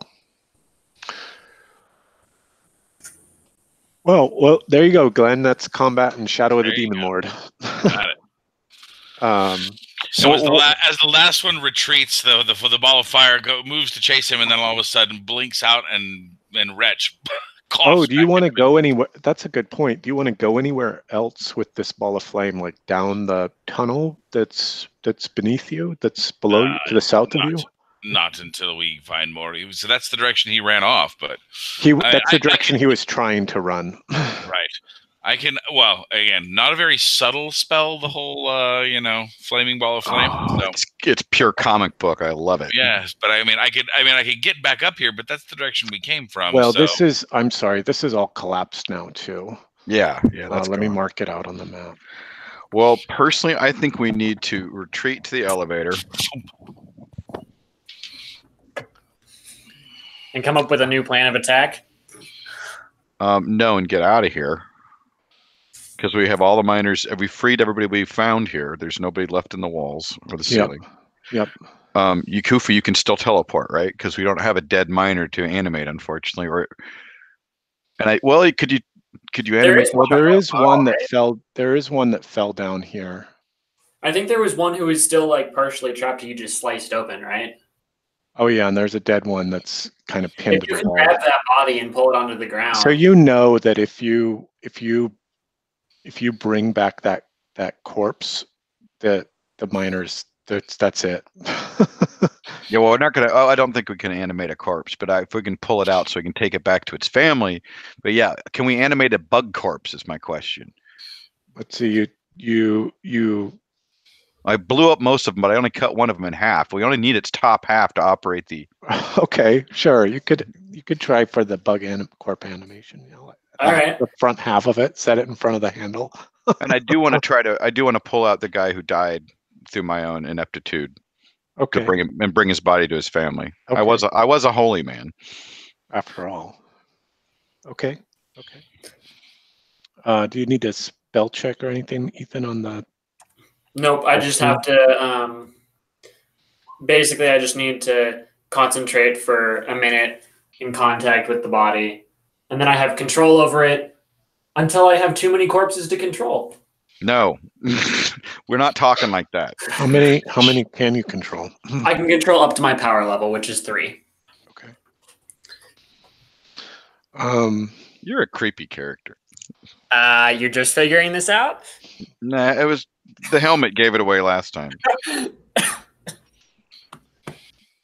because really we have 2 new characters in this adventure. Yeah. We have Wretch and Yakufa are both new because Yakufa is not. Yeah, he just joined us last time. Or time before last. I was sick. Time before last. That was it. Okay, so what is your plan? What are you fellows? What will you do? Are you trying to get out of the mine and get back to the palisade, or are you trying to do something else? We need to get out with these miners. Okay. We need to recover spells. We also need to figure out where the heck the ore is that we need to bring back. Okay. Wish I knew what these zombies were digging for.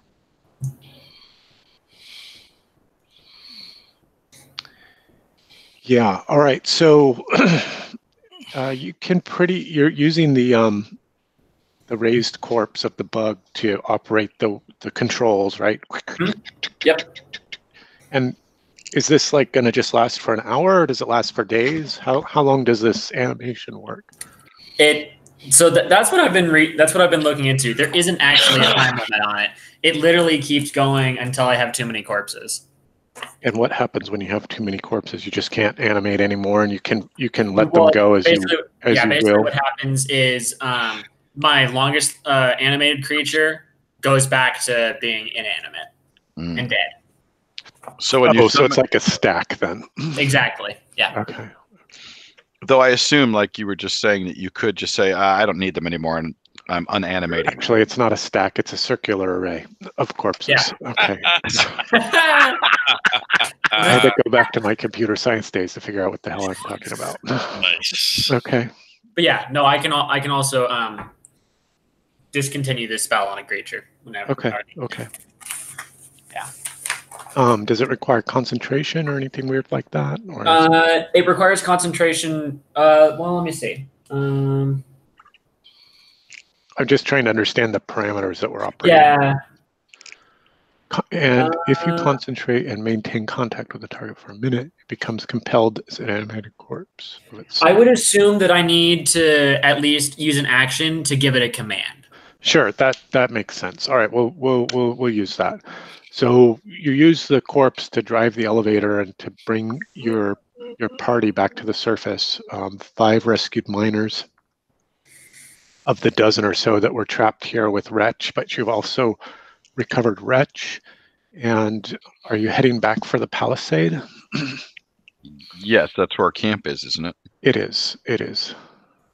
So that's where there's other miners and our draft teams and all that. Yes, that's where we're going. Mm-hmm. Mm-hmm. Okay. Okay. So, and I'm just going to kind of assume that you guys are going to make camp and rest and recover and get ready for the next day and make a decision about what you're going to do in that next day. Is that right? Yeah. To discuss what the hell we've just run into. Yeah. So from the miners, you learn that they had discovered that new vein of ore here, and when they had finally broken through, they'd just been churning out just an immense quantity of this iron ore, but they disturbed something.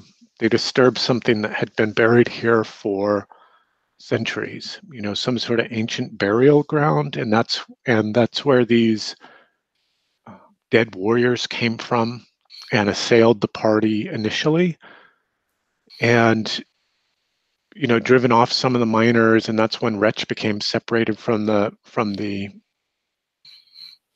other miners. But what had also happened was, within a few hours of that discovery of the tomb, we'll call it a tomb,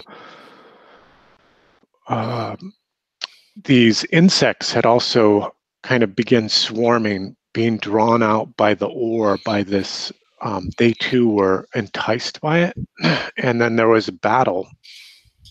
Some of the miners that had been captured had seen the bugs and the dead warriors fighting each other, and many of their friends, many of their companions were raised up by these dead warriors to fight the bugs, and it sort of turned into this kind of stalemate of the dead trying to get into the tomb, and the bugs drawing off the ore and into their lair. So they are not just mindless beasts. No, it sounds like they've got a queen or something. Some kind of they have some desire for the ore. Oh, and the other thing that happened was the miners had had collapsed this area trying to seal in the dead warriors, but they were only partly successful in sealing in those dead warriors. Okay. And you know that the other dead warriors have been trying to tunnel through into this area to sort of go around and get to back to their tomb. So that's sort of where we are. So it sounds like if we want the ore, we got to deal with the bugs.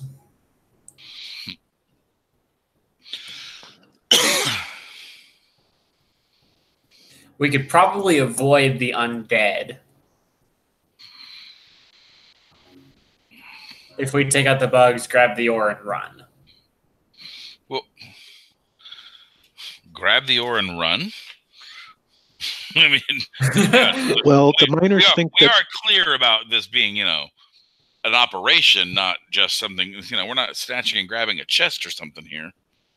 The miners think that the bugs have kind of gathered up all of the ore into their nest areas for some reason. That's their belief.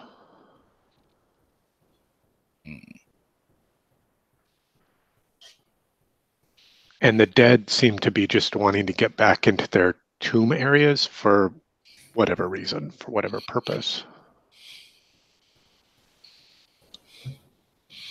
And there's a few areas of the mine that you guys haven't explored yet, but you know, talking with the miners, that's mostly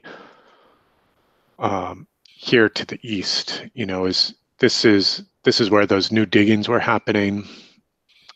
Sorry, I'm clicking on the wrong thing. This is where the new diggings were happening. These are new shafts that were being sunk, but they're largely unworked.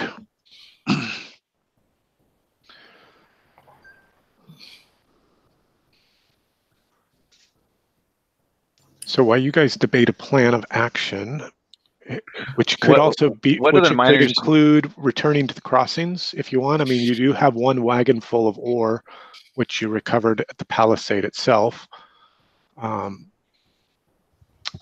You could make another sortie back into the mines, or you could do something else. I'm going to go make a cup of tea. I'll be right back. Quick question before you go. What do the miners know about the deeper shaft? That was some new diggings that had just started to be worked before they discovered this new vein of ore, and not much digging has been done here. Last question before you go make a cup of tea.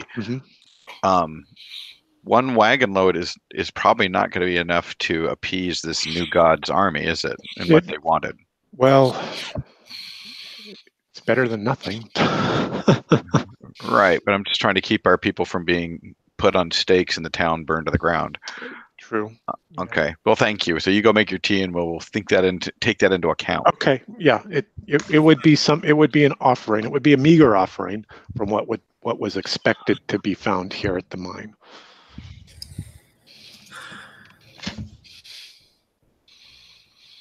Yeah, I don't think one wagon's going to be enough.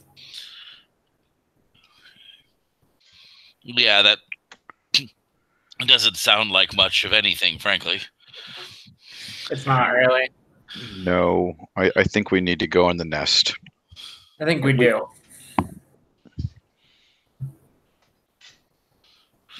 So, hang on. So, to summarize once again, we've got the accidentally disturbed undead. We have who are merely a force of nature level impediment, it seems. They aren't directly, you know, they're in the way, but they're not acting against our will. Right. Then we have the intelligently opposed bug creatures who are out to steal our loot. And eat our people. These people is just the warfare portion of that. But then the motivation for our loot is to appease somebody's god? Question mark. Okay, we are the humans in the party. One of the last, the human civilization has been in a religious civil war for hundreds of years that has come to an end in the last decade. And there's a fragile peace, mostly because there's really nothing left for either side to fight over or with. And been a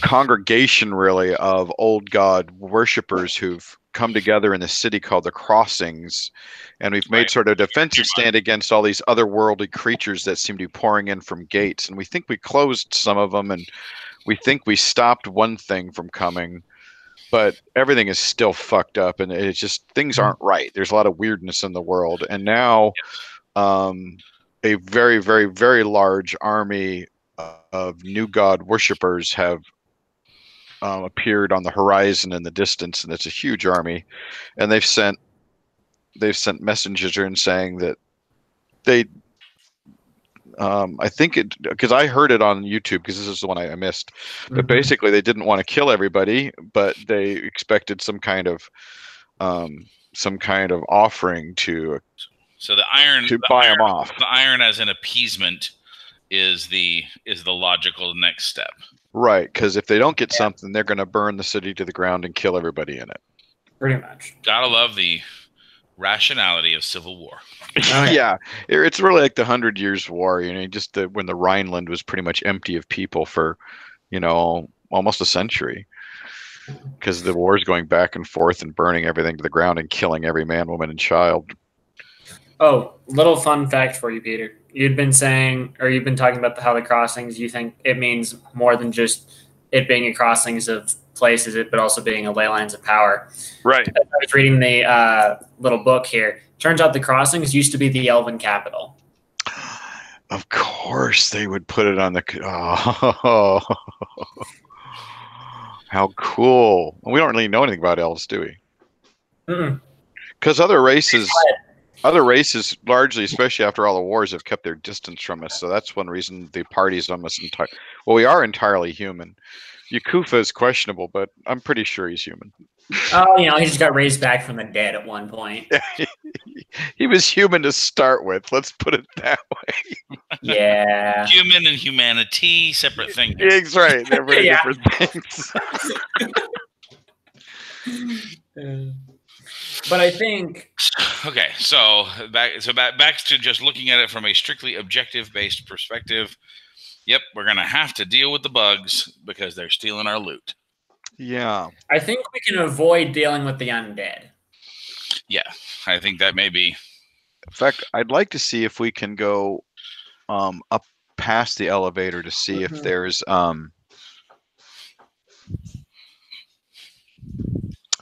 another way into the tunnels. Otherwise, I think by now, overnight, the zombies would have gotten through there.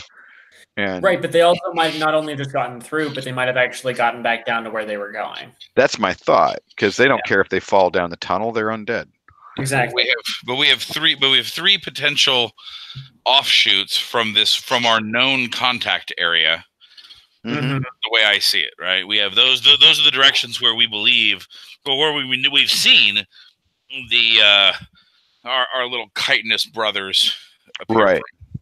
Yeah. And I think we need to go here, because I think this tunnel leads to the tomb where the undead are going. I would agree with that statement. I think it probably wraps around back to where these other two go, but it's going to hit that tomb first. Right. And the bugs, they came and went from here. Mostly. And that's where they'd hauled off miners before. And yeah. Oh, also, I guess I should mention, since we're planning on resting the night, back on this map over here, down in the bottom left corner, this little weird patterned area. Hexagram. Is a lake with a swamp monster in it.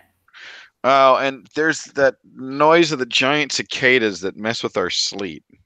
Yeah, that's the bug creatures. Yeah, I'm wondering if maybe it'll be less of that noise since we've killed a bunch of them. I think there's a heck of a lot more of them. Well, that's what worries me. So how are we going to get our iron? Because the miners certainly going to help us, and there's only 3 of us. Well, I haven't pulled out my best spells yet. Okay, that's good to know. My best spell, because I shot my watch. My best spell improves my fighting skills. Basically, every time I attack, I roll twice, and I get boons and do extra damage. So I basically just run amok. That's what I have. Excellent. Well, and like I said, though as far as combat output, yes, I think obviously a rest is needed.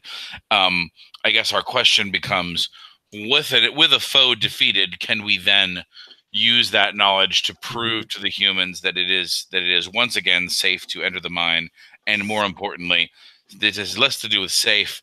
They better do it, elsewise, the new Zionists will be at their death.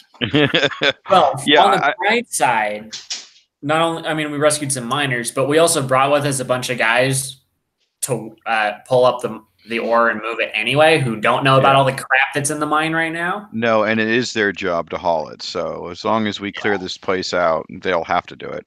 And they won't necessarily know that there is something bad going on down beneath, or what specifically it was, if we're smart about how we bring them down. Well, we'll just talk about it in the past tense. There were some undead. There was, a hive of insects. Well, yeah, once the elevator starts, you're like, oh, by the way, keep your eyes open for undead. Just let us know if you see any. We think we got them all, but, in the case, and there's these big bug guys. If you see them, just holler. We'll be here. That's hilarious. Okay, do you guys have a plan?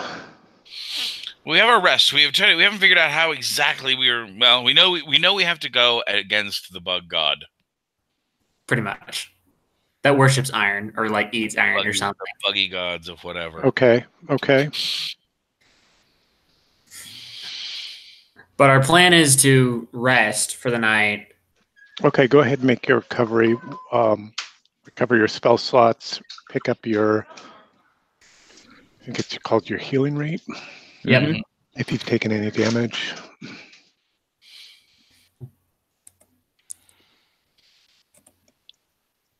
So I'm painting little tiny hoplite shields. Ugh. Okay, where is my... And reset any of your spells, your spell expenditures. In the character sheet, Glenn, if you set it up, you can do that with a single button click. Okay. Yeah, I see it up there. Cool. Restore castings. Restore uses. Those things are good. My defense total is currently 12. I might want some armor soon. Yeah, that could be good. I don't know. I didn't see anything regarding expense, traditionally when you spell casting, rather. Okay. It depends on certain conditions. I am getting by level of Poe, so yeah. But I am also 5th level, so there's that.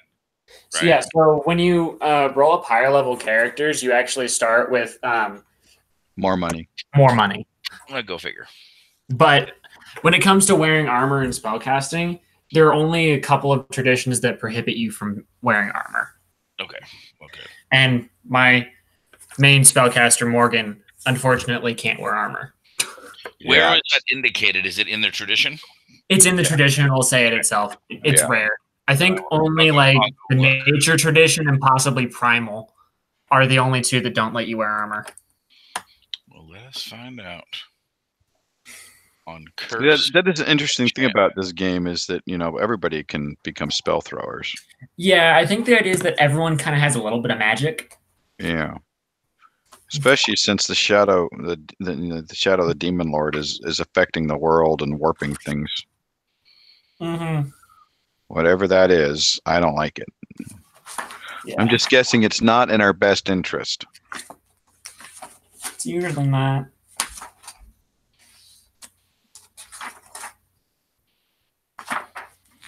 So if you're interested, Glenn, I have to make sure you add your email so I usually will post a couple pictures of what I was painting while we played. Nice.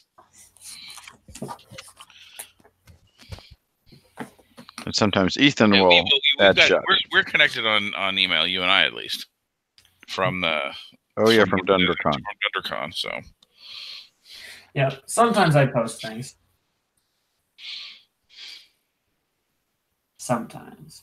Some days.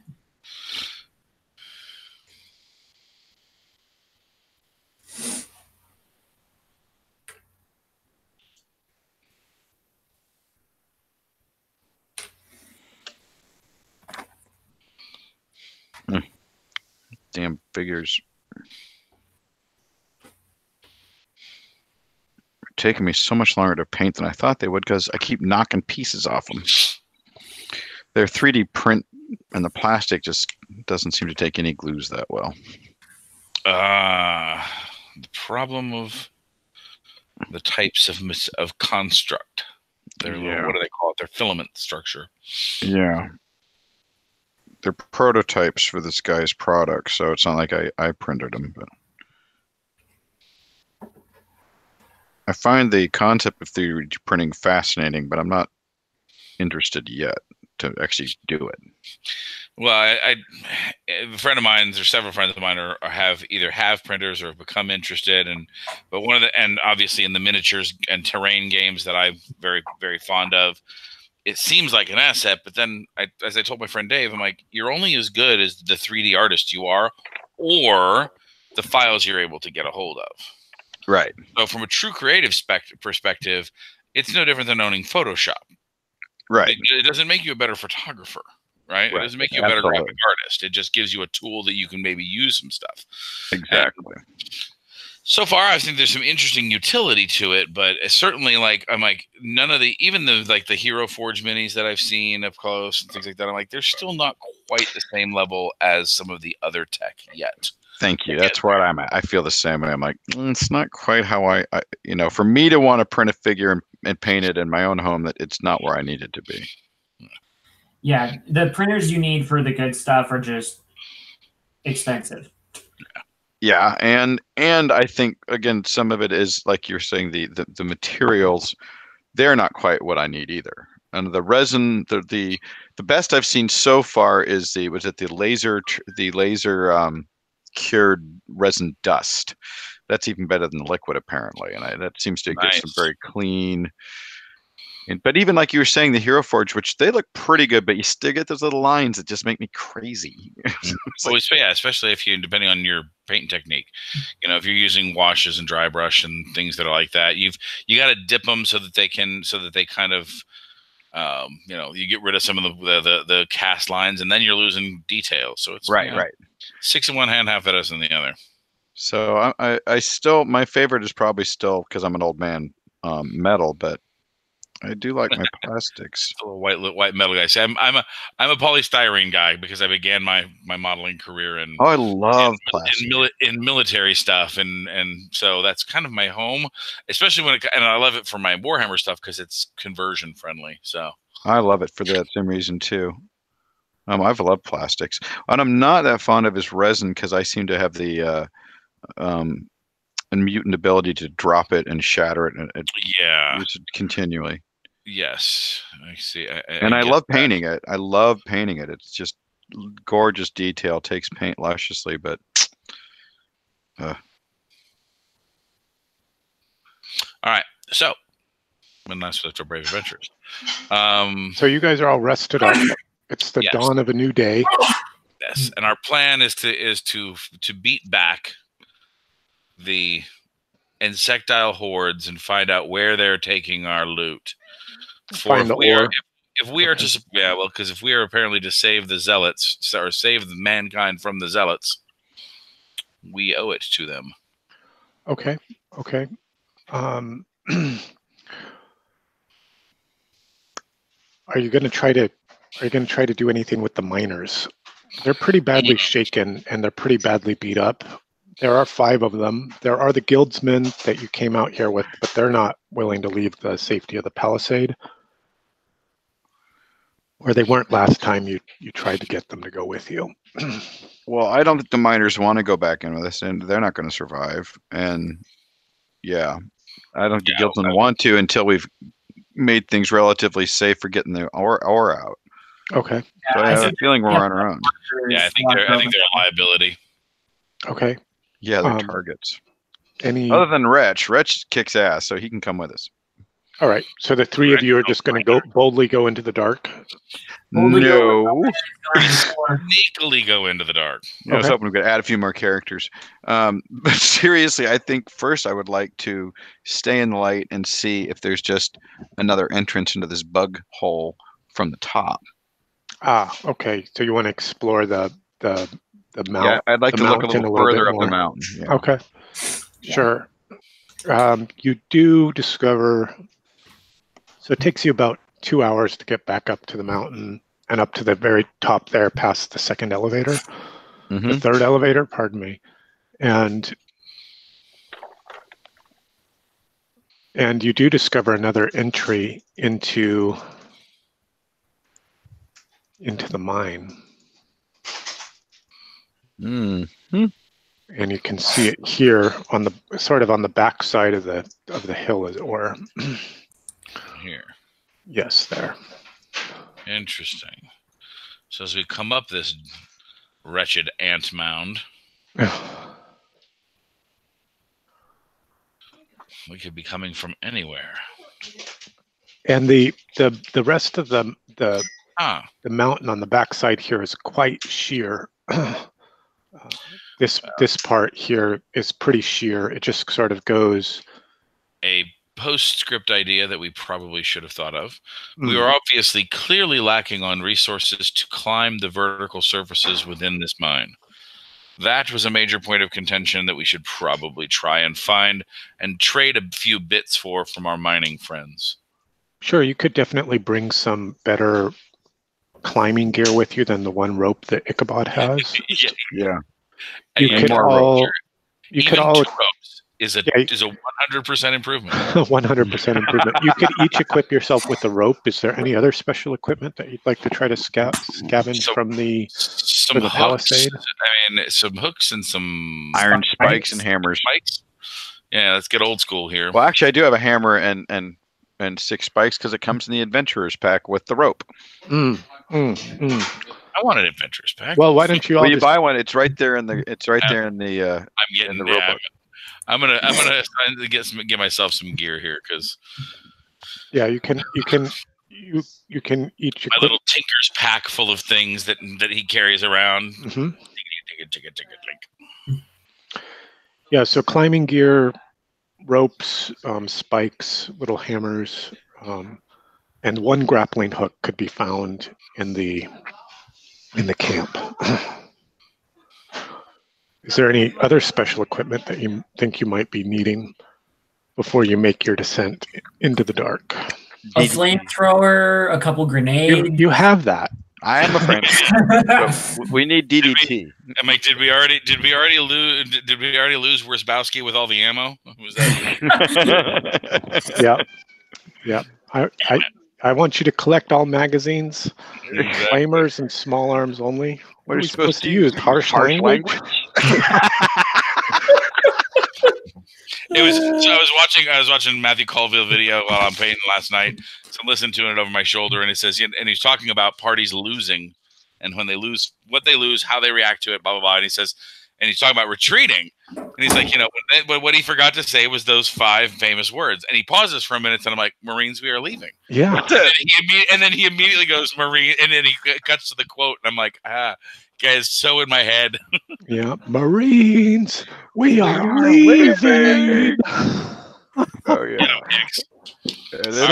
That's a regular with our group. Have you seen it, Ethan? Do I have to add it to your list? I don't think I've seen it. No aliens. Oh, Alien 1 and 2. A Ridley Scott classic. Yeah. Yeah. No. Yeah. Alien is a Ridley Scott classic. John Car. No. Yeah. No. It's, John. No. Yeah. No. Ridley Scott. Ridley Scott is both. Yeah. No. Ridley Scott did Alien. Aliens was done by the guy who did Avatar. That was his first major film. James Cameron. Cameron. Pardon me. Cameron also did Black Hawk Down. Which have you seen that, Ethan? Actually, that's no, I haven't seen that. Black Hawk Down.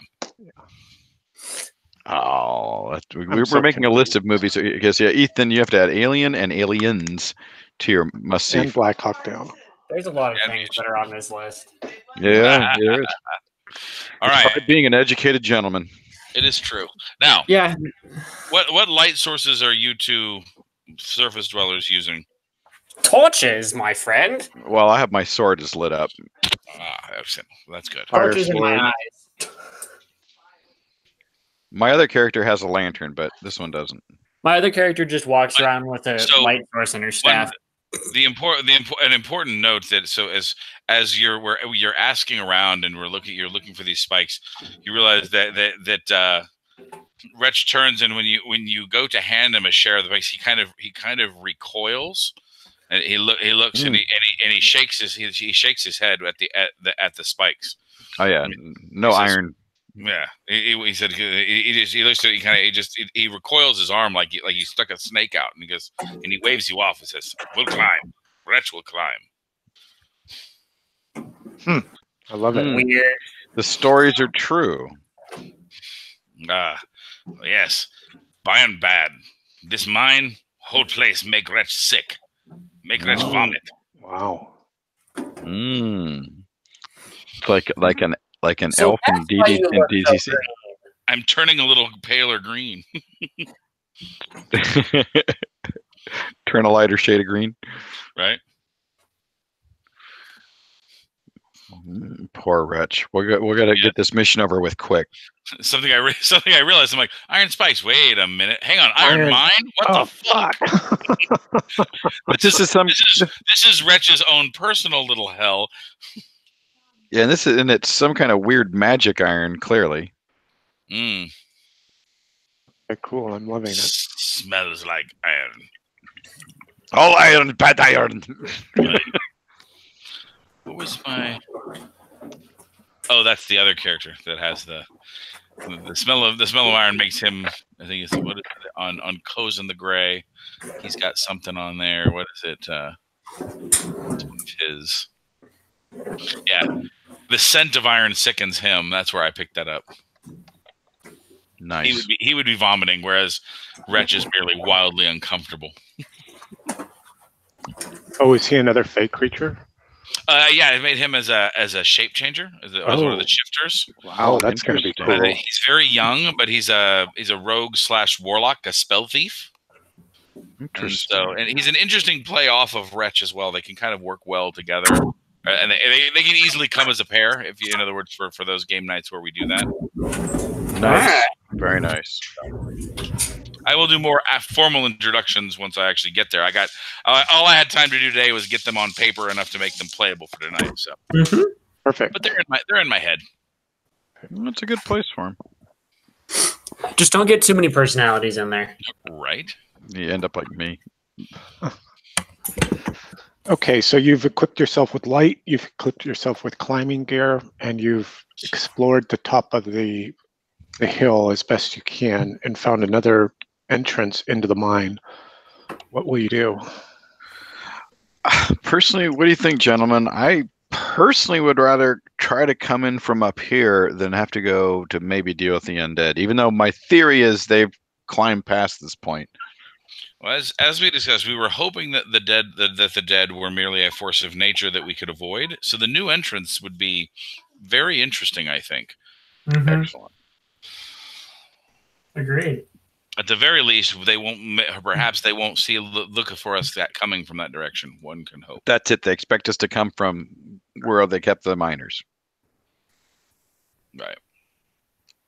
Okay. I take it the miners don't want to act as backup or help pull stuff out of here, or will they come dig stuff out after we kill all the bugs? Well, they might do that. Do you want to try to get them to come with you now? No. Okay. I just want to know if they'll help later, because I don't know how we can fill multiple wagons with ore by ourselves. Is my point. Time. It'll take a long time. Yeah. Punishment. Yeah. Okay. So you are here preparing your descent. Oops. What marching order will you take? I'm happy to take lead if you want. Otherwise, I am happy to take up the rear. Well, I can sneak. I said, I can. Wretch can see in dark. Ooh. Wretch can be behind. Wretch can be in front. I think that's a good point. So we want to send Wretch down first with his dark vision. Are you guys going to go roped and cautiously, or will you proceed in some other manner? I think roped and cautiously, and since my torch doesn't illuminate that much, he shouldn't have to get too far ahead of us to use his Yes, his better senses. Yeah, maybe 20 yards. I'd say your torch or maybe no, maybe 10 yards would be fine. Your sword does 15 feet. Okay. So Wretch, as they're getting ready, so Wretch tie a rope Wretch tie a rope around, and you see him. He ties the rope kind of tight and doubles it over, hands it to, and human pull when scream. He then grabs, and you see him. He's taking little bits of cloth off of an end rag on one of it. That looks like a long tail of his shirt, and he's tying off the little bells and jingles on his staff so that it makes no noise. And he shakes it, and it's quiet. And he proceeds to kind of truck down in this awkward little jaunt that he has. Okay. Okay. You pull when scream. Ichabod's got a hold of it. I pull when scream. Yakufa walks over and pulls it now. No, you will not. And all he has to do is he just steps on the rope, and all of a sudden, Wretch goes, falls back on his butt. Yes, pull when scream. Human funny. Tell you a joke about the man in cave. And he goes trotting off into the darkness of from the torchlight. You guys left the elevator at the top of the shaft, right? Yes. With the auto turrets. Right. Number 1 gun's dry. Great scene. And they're wall to wall in there. Okay, so you make it down. You lead your companions down into the darkness through this new tunnel that you discovered at the very summit of the mount, and it sort of winds its way into that juncture where you had the tunnel collapse from Yakufa's mighty blast, and let's see. Nicely done, by the way. Truth. Thank you. Do you want to continue further to the east, or will you do something different now that you've made your descent into a known area? I think we should continue east. On to the unknown. Okay. To infinity and beyond. Or just infinity.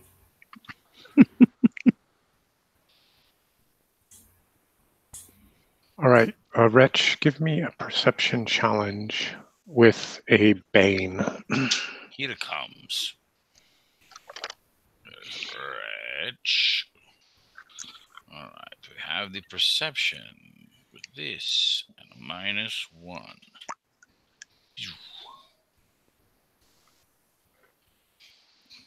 And you're looking for a 10 as a Clearly not. Success. No.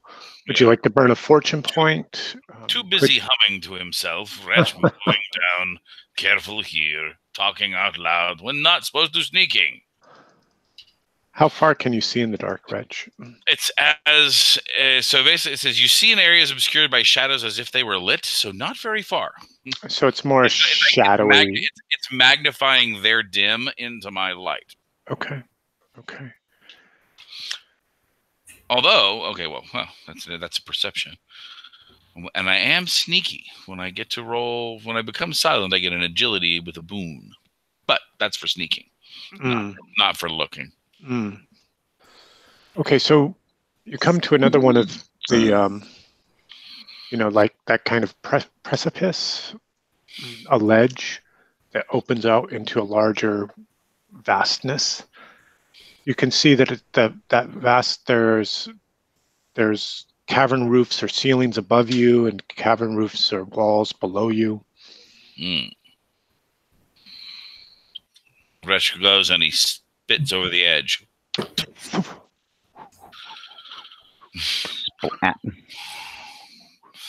Hears it, doesn't hear it at all. No, like that. Not yeah. There's whistling. Can Wretch smell anything over the overpowering? Oh smell yeah, of like when you come to this edge, it's like the iron just hits you in the face like a male glove. Ugh. All right, so he goes trottling back. Now I'm going to try and sneak back up on the party just to see if I can do it. Okay, let's see. Let's see that sneak challenge. Let's see that sneak challenge here. At a +1. There it is. Yeah, Yakuba definitely wasn't paying attention. Well done. And all of a sudden he realizes the rope's on his ass. He says, "I scream! Red scream!" Yank! Good news is there's enough slack that all it is just a big heave, and you realize he's Yeah, like he's right standing there. 4 feet away. He's like, That's Yes. called goblin humor. glad we know had scream. Large cavern ahead, empty and reek of iron. What we do now? It sounds like we have to do exactly what I don't want to do. Which Split up is- and look for clues. Human want to lick wall?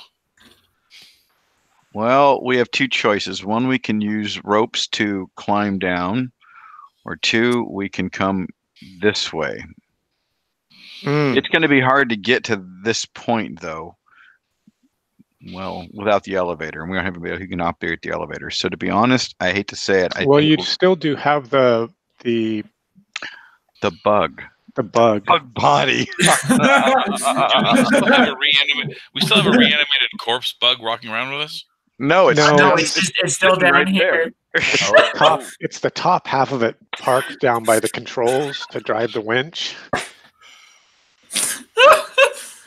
Okay, well, I think just for that we ought to use it. All right. I mean, it's better than trying to rappel down into who knows what. Yeah. I hate to, but see, my big concern though is that we're going to end up where all the undead are. So Yes. did we hear undead?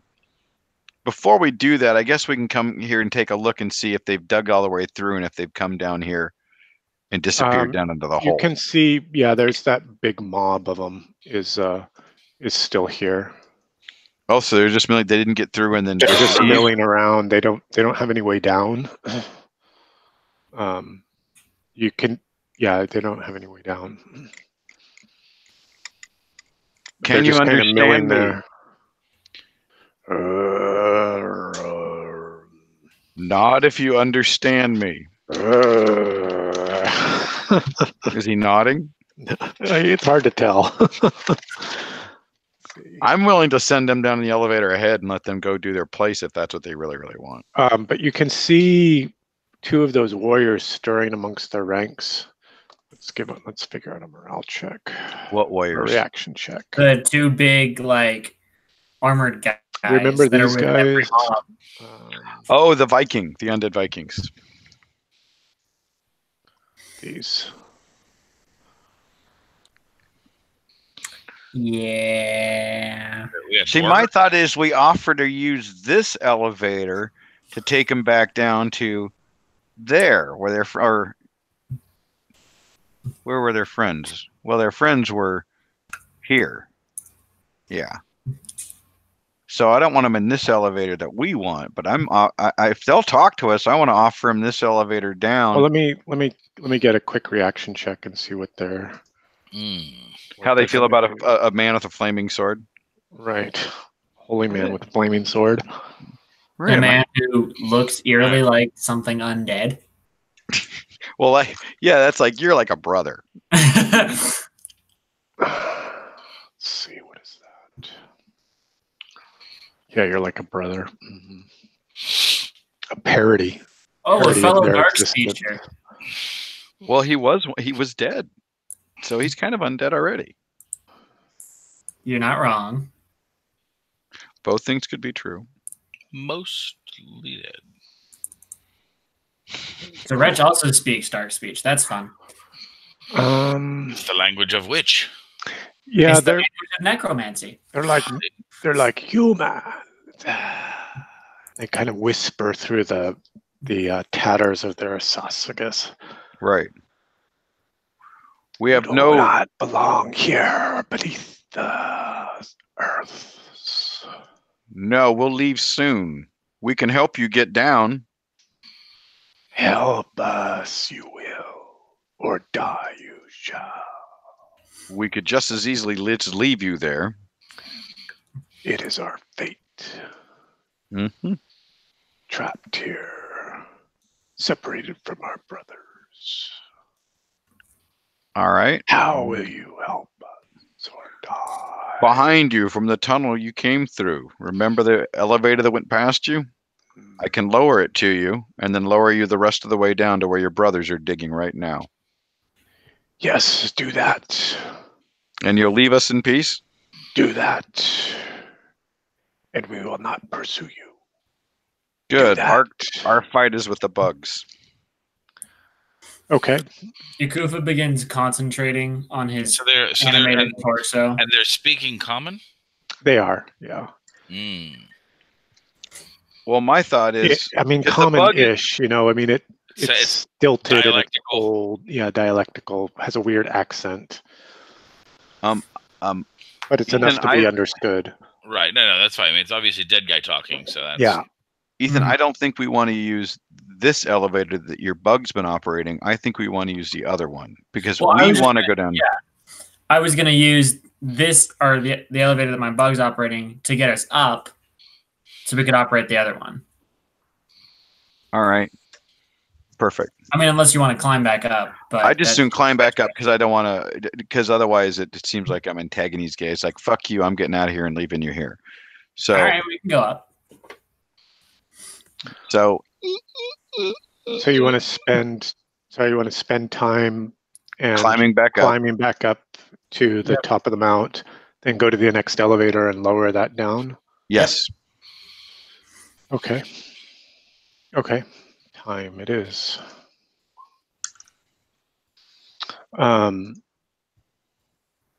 You get the mob and the two warriors, you soon make their way onto the platform. You know, you feel it moving around, banging on in the shaft. You know, the cables get pulled and taut, and you lower it down to this point. I think is where you wanted to lower it. Yes. Yep. Okay. And that all goes according to plan. All right. Next elevator. Yeah, we go up to this point here, get on the elevator, and Yakufa begins concentrating on his reanimated half-bug torso. And it begins cranking. Okay. Yeah, both of these things are loud, and you finally make it down, you know, to hear. Okay, so you are on the level with the bug corpse, the bug operator, the bug elevator operator. The bug operator kind of gives me a salute. Doorman. The bug down for third floor for iron ore, undead, and bug companions. Yeah, the bug creature's kind of just like standing up on his two arms. One of you give me a perception check like Yakufa. I don't think we haven't had you roll in a little while. Perception challenge with a bane.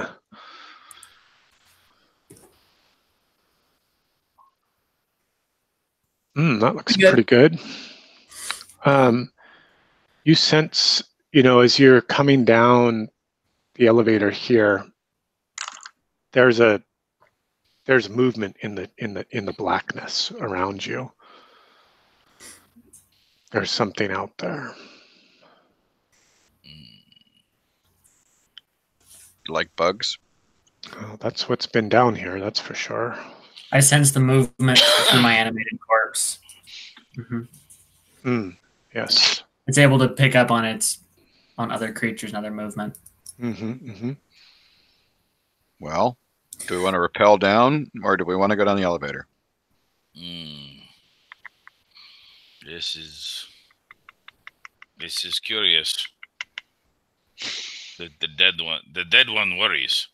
Rex worries. Yeah, the dead bug's worried, then I don't like it.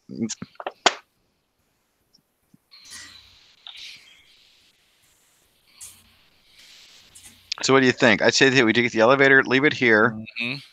and then walk. Here, hold on. Let me get my painting tool. Freehand. Then come this way like we were going to, and actually use our ropes to come down, because it sounds like they're massing, waiting to jump us when we come down the elevator. This was the direction they also fleed at the end of the combat, so what you say is likely. I'm certainly could be.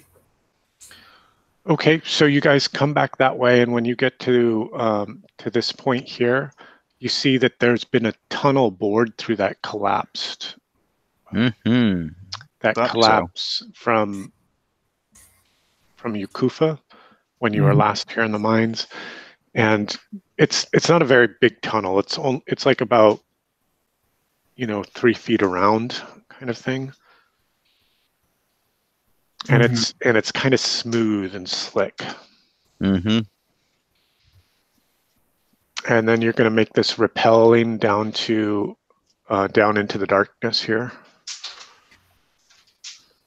Is that right? Do we want to drop a torch down? Yeah, well, it'd be a good idea. Throw a torch before we go dropping down into a sea of insects.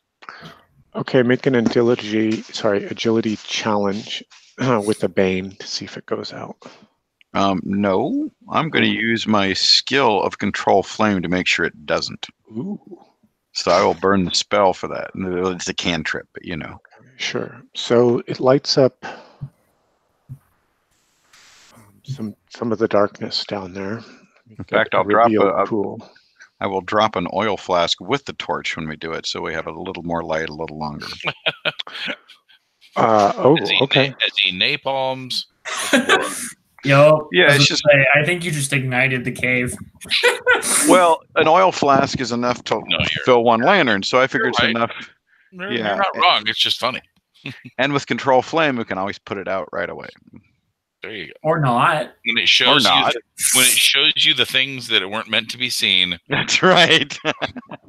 The next insanity check. It's like the fling flares and there's just a giant eyeball and a tentacle. You're like, what? Ah, don't want to see it.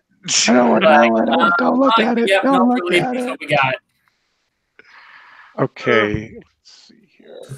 Polygonus revealus. Polygonus revealus. For the revealus. Let's see where we are. Checking my notes.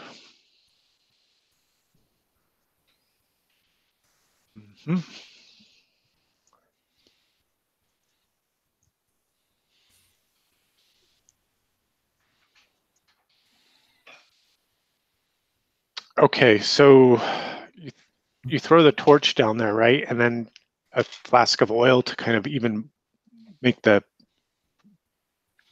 illumination even brighter. Yeah, right?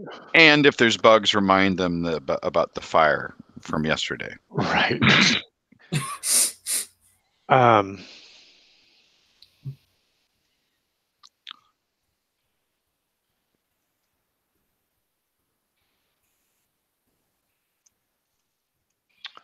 Hang on, I'm just skimming my my notes.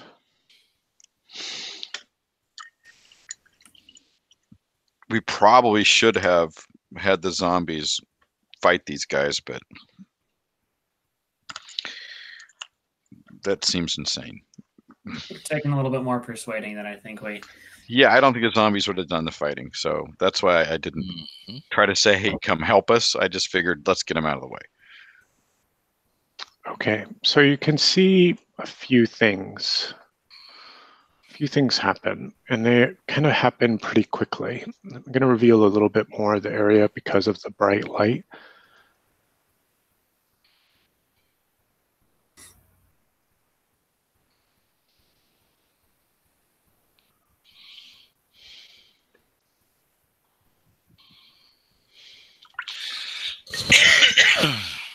Okay, that's good.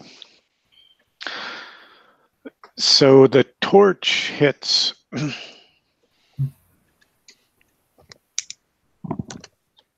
here, and the flask of oil quickly follows afterwards, and it just like it's just this explosion, and you can see down here on this ledge and on these other little pocket ledges, these little outcroppings of cavern wall are like all of these squirming larvae. They're about that size of a small dog, you know, but they're wormy, and the size of a small wiener dog. A small wiener dog, yeah, and with no legs or ears, maybe a head.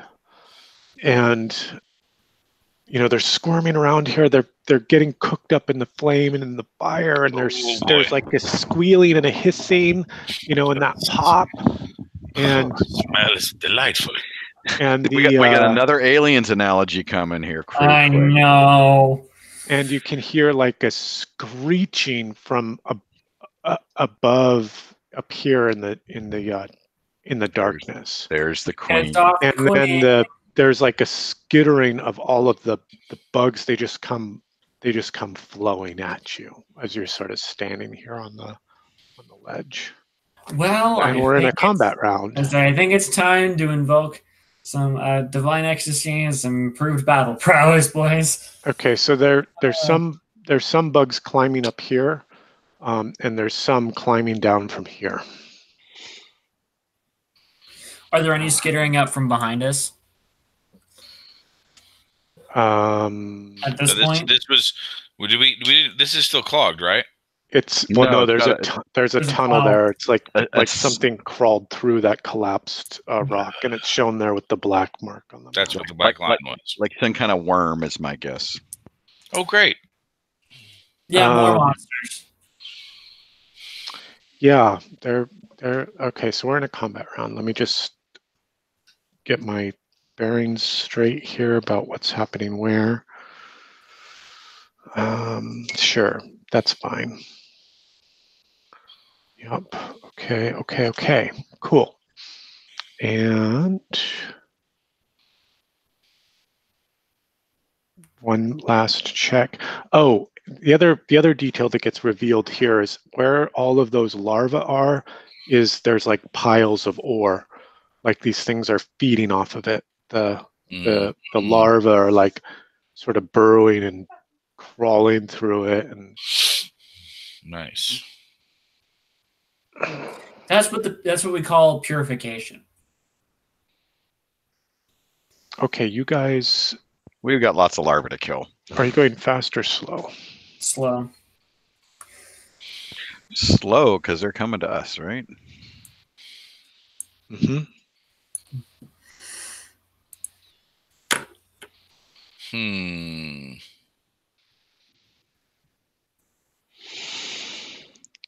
I don't. Oh my goodness! I hope I can do enough damage. I don't know what I can do here. This is just a little bit frightening. The way they were kung fu frightening. Mm-hmm. They were kung fu fighting. Surely not everybody. Surely not everyone was kung fu fighting. That's what they want you to think. That's it. Okay. I have one spell, and I have my spellbound weapon. I think for tonight, before we dive into this combat, this is probably a good place for us to stop. Okay. It sounds like it's going to be a big combat. It will be a combat. I don't know how big it will be, but it will be a combat. So hopefully next week we'll have a fourth party member, which will help a little bit. Mm-hmm. Mm-hmm. It's on us to recruit. Well, Nils is normally here. Yes, but what is it, West March style? Yeah, absolutely. I mean, it is an open table, Glenn. So if there's anybody that you think might want to join us, they're very welcome. I can usually I could probably do 6 as a maximum. All good. And you've got the soft copy of the rules, so share them I'm going to be around, reviewing more, and all good. Yeah. What I like to do at the end of every session is sort of go through, to do a hits and misses, as sort of feedback for the GM and for the rest, and to share with the rest of the table about things that you that you did like, or you thought worked really well, or things that fell a little flat, or that didn't really hit their mark? Kind of that roses and thorns. I just reframed it as hits and misses. So yeah, sure. Maybe what do you want to start, Glenn? Any hits or misses? Obviously, I'm new to the group, but new to the system. I mean, I like the pace. I like the pacing we've got going on, and I will get more in tune with kind of the world set. I like the fact that we've got a good course for strong action. Not sure where the morality of the characters lies yet, but that's a second level. And I'm not concerned about it yet. I think that's I'm excited to be a part of it, and just creating the characters today was fun, and I want to see them in this world interact. So cool. I'm very much on the 2 thumbs up kind of category here. Cool. Well, thanks. How about for you, Ethan? Any hits or misses? I enjoyed getting to put on Yukufa's full display of necromantic and insane things he can do. Showing that was pretty side of the character. Was pretty wild for sure. Peter, hits or misses? Well, I have 2 big hits. The first is just loved having Glenn aboard. So yeah, that was great to have a new player, especially one of Glenn's caliber. Yeah, you're a lot of fun, Glenn. No, thank you. And the other hit was I really liked that there was a lot of problem solving. You know, that we had to figure some things out. It wasn't just fighting things or just bit rolling dice. We really had to problem solve, and I liked how. Well, I like how in this group, if you come up with an idea like this is where I want to do this and this, and you're like, okay, yeah, that makes sense. Yeah, that's worth a boon, or yeah, that's going to offset this problem because you're thinking ahead or whatever. And I really enjoyed. I always enjoy that in the games, and this had a lot of that. The con, of course, was no Nils. I always enjoy Nils's dry humor, and it's always a little odd not to hear him. Yeah, I was hoping he was going to pop in even just to say hello. So yeah, probably was it a school thing or something. Yeah, probably went late. I know what that's like. Oy. Yeah, well, for me, it was just a great opportunity to stick with our regular game, our regular Thursday night game, and that's always fun, and get Glenn involved in the group. I think that was great. Yeah, I think that's an interesting point you raised, Glenn, about the morality of the characters and what that's going to do to the story or to the world. I'm going to have to look closer at the kind of the insanity and the corruption stuff, and because I've got a little. And think about how that. I have a little bit of that too. Yeah, and we've been. I don't want to say we were on the straight and narrow, but we have been very much trying on be on the side of right. We're not murder hobos. We're not out for gold or glory. We're not even out for religious persecution. Even Ukuf has left that behind. Yep. We really have been trying to bring balance and make right. So I think interesting. So far, morality wise, yeah. Despite the fact we now have a necromancer hanging out with us. Well, and then again, I looked at the one construct that we had. I didn't see anybody else playing other characters. So I was like, oh, well, we've got lots of humans. Let's break that up. And so I chose two that weren't. But both are obviously Fey in origin, and in this world set, that'd be kind of I want to see whether that has an influence, and mostly just from how to role play the characters in the way that will be interesting and give them some fidelity, right, to the fact that they're not just short people with different abilities. Yeah, and plus, I mean, I think it will be interesting to see too. I mean, the non-human races, with the fall of man, maybe that's a good thing, right? From their perspective, I don't know. Yeah. So cool. Oh, I know the one miss that I saw tonight. I think there was an opportunity for Yukufa to interact with those dead warriors, but I think that was a missed opportunity, maybe. Oh, check. Oh, I didn't realize it until just now. Yeah. I mean, when Ichabod started talking, I was like, oh, he's got it. It didn't even occur to me, but yeah. Okay, cool. Well, thanks, guys. I'm going to kill the broadcast.